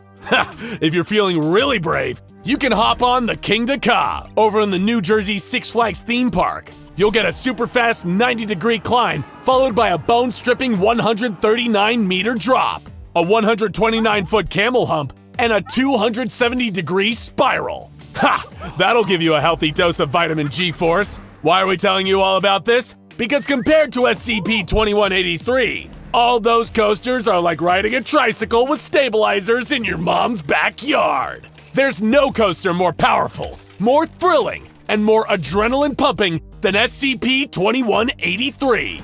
Let's take a look at some of the specs. You can find this bad boy in an undisclosed location somewhere in Idaho. This ride is so hardcore, the killjoys over at the SCP Foundation don't want you to ride it. But if the lamos over at the Foundation had their way, nobody would be having any fun. Am I right? Look at how they put the kibosh on the Carnival of Horrors, or as they call it, SCP-823. Anyone who wants to go on one of those rides will just have met the business end of a Foundation sniper rifle. And think about all the kids who've been deprived of the awesome childhood experience of Cragglewood Park, aka SCP-2571, because the Foundation party poopers decided to rain on everybody's parade. It's safe to say that if the Foundation wants to keep you away from it, you're gonna have a dope time with it. And the SCP-2183 roller coaster is no exception. They have the whole park blocked off and patrolled by at least 4 security guards at any given time. People who see this beast in action are given Class F amnestics, and they've spared no expense in suppressing anything about this coaster to end all coasters in the media. But trust us, getting a ride on this thing is totally more than worth getting on the SCP Foundation's bad side. That's right, this killer coaster has a max height of 37.2 meters and a max speed of almost 90 kilometers per hour. You can't drive that fast anywhere but the Autobahn over in Germany. Sure, it may technically be unfinished, but this bad boy still has a physical track length of 798.8 meters. You're probably wondering why we said physical there, right? That's because when it comes to SCP-2183, the real ride starts when the track comes to an end, baby. When the ride starts a-rollin', it blasts down the normal tracks like a bullet. But when the track ends and the carts fire off, they don't fall. No way. The carts keep speeding mid-air, continuing on the intended track from the roller coaster's initial badass blueprints. But that doesn't mean this ride does everything by the books. SCP-2183 is a ride that knows how to party. There's never any predicting the exact ride length, because every time the carts fire off the uncompleted section of track, they take a totally different path back to the start. That makes SCP-2183 officially the most unpredictable roller coaster in the entire world. The shortest recorded length of the non-physical section of track is 1,080 meters. That's almost double the length of the physical track. And the maximum length of the non-physical portion of the track has been 5,460 meters, which is over twice the length of the Nagashima Spa Land Steel Dragon 2000, the longest roller coaster in the world. But we know what you adrenaline junkies are thinking. It ain't just the length that gets a major buff, it's also the height and speed. Top recorded heights on the mid-air tracks have been up to 100 meters, making it the 5th tallest roller coaster in the world. And speeds have reached a face-melting 180 kilometers an hour, making it the 4th fastest roller coaster in the world. But maybe like Shania Twain, that don't impress you much. We get it. You're probably thinking, 5th tallest? 4th fastest? I thought you said this coaster was truly hardcore, SCP explained. But like a good coaster, that's just because we haven't hit you with the big twist yet. That twist being, everything we just told you only applies to when the carts are empty. When someone is actually on this absolute monster of a roller coaster, it starts to do things you wouldn't believe. For you to really understand just how off the rails crazy this train can go, we've got to tell you about D93730, also known as the Rider. When the Rider woke up that morning, neither he nor the Foundation researchers handling him knew he was going to become a legend. As far as D classes go, this guy was actually pretty lucky, seeing that he'd been convicted of one of the less severe crimes that constitute D-class duty. He was actually part of a release program, allowing him to eventually exit the Foundation alive and return to a normal life after he'd been involved in a certain number of studies. It seemed like a pretty fair trade. However, this was a real pearls before swine situation. Any true coasterhead would relish the opportunity to take a joyride on SCP-2183. It'd be the greatest honor of their lives. But for the Rider, all it was a source of sweaty palms and an increased heart rate. Ha! Talk about weak sauce, am I right? He had no idea he was in for the ride of his life, in what would be both the first and last human test of SCP-2183. They sat him down on one of the carts, strapped and buckled him in with the safety bar, and got that baby rolling. When the ride began, the carts took the normal path down the physical portion of the track. But as expected, things got crazy when the carts hit the anomalous portion. Though nobody expected just how crazy this ride would get, least of all our lucky little rider himself. Ha! If he could still talk, I'm sure he would have changed his tune by now. The rider's cart detached from the rest during the mid-air portion and took a sharp right, going off on its own adventure around the rest of the abandoned park. Everybody knew this was going to be something special, because even the Foundation squares had never seen a cart act like this before.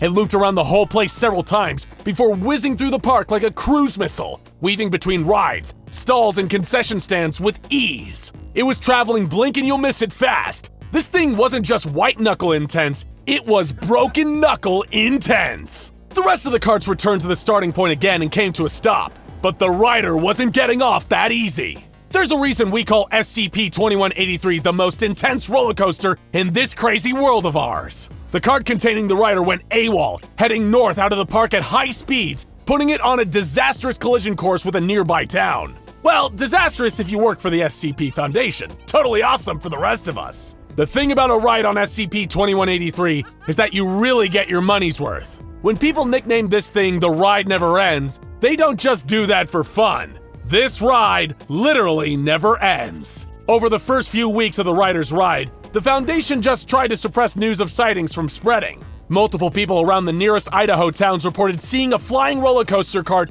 zipping around the sky. Thankfully for the killjoys of the world, that kind of thing is easily written off as a trick of the mind. But this didn't stop the rider's epic thrill ride from tearing it up all across Idaho. Over the next few months, this party train really hit the road. Metaphorically speaking, of course. This cart constantly remained 120 to 150 meters above the ground and kept traveling at consistent speeds of over 200 kilometers an hour. That makes it roughly tied for the second fastest roller coaster in the world. The people lucky enough to spot this bad boy in action reported that they heard a panicked, terrifying screaming coming from inside the cart as it passed. That's how you know that the rider was having a hell of a time in there. Real shame that anyone who spotted it got a big old dose of Class A amnestics from the Killjoy Brigade. Speaking of those squares, the SCP Foundation tried multiple times to stop the ride and save the rider from this awesome experience. They sent in helicopters and lowered ladders down to him, but the rider, perhaps finally appreciating what a gift he was given here,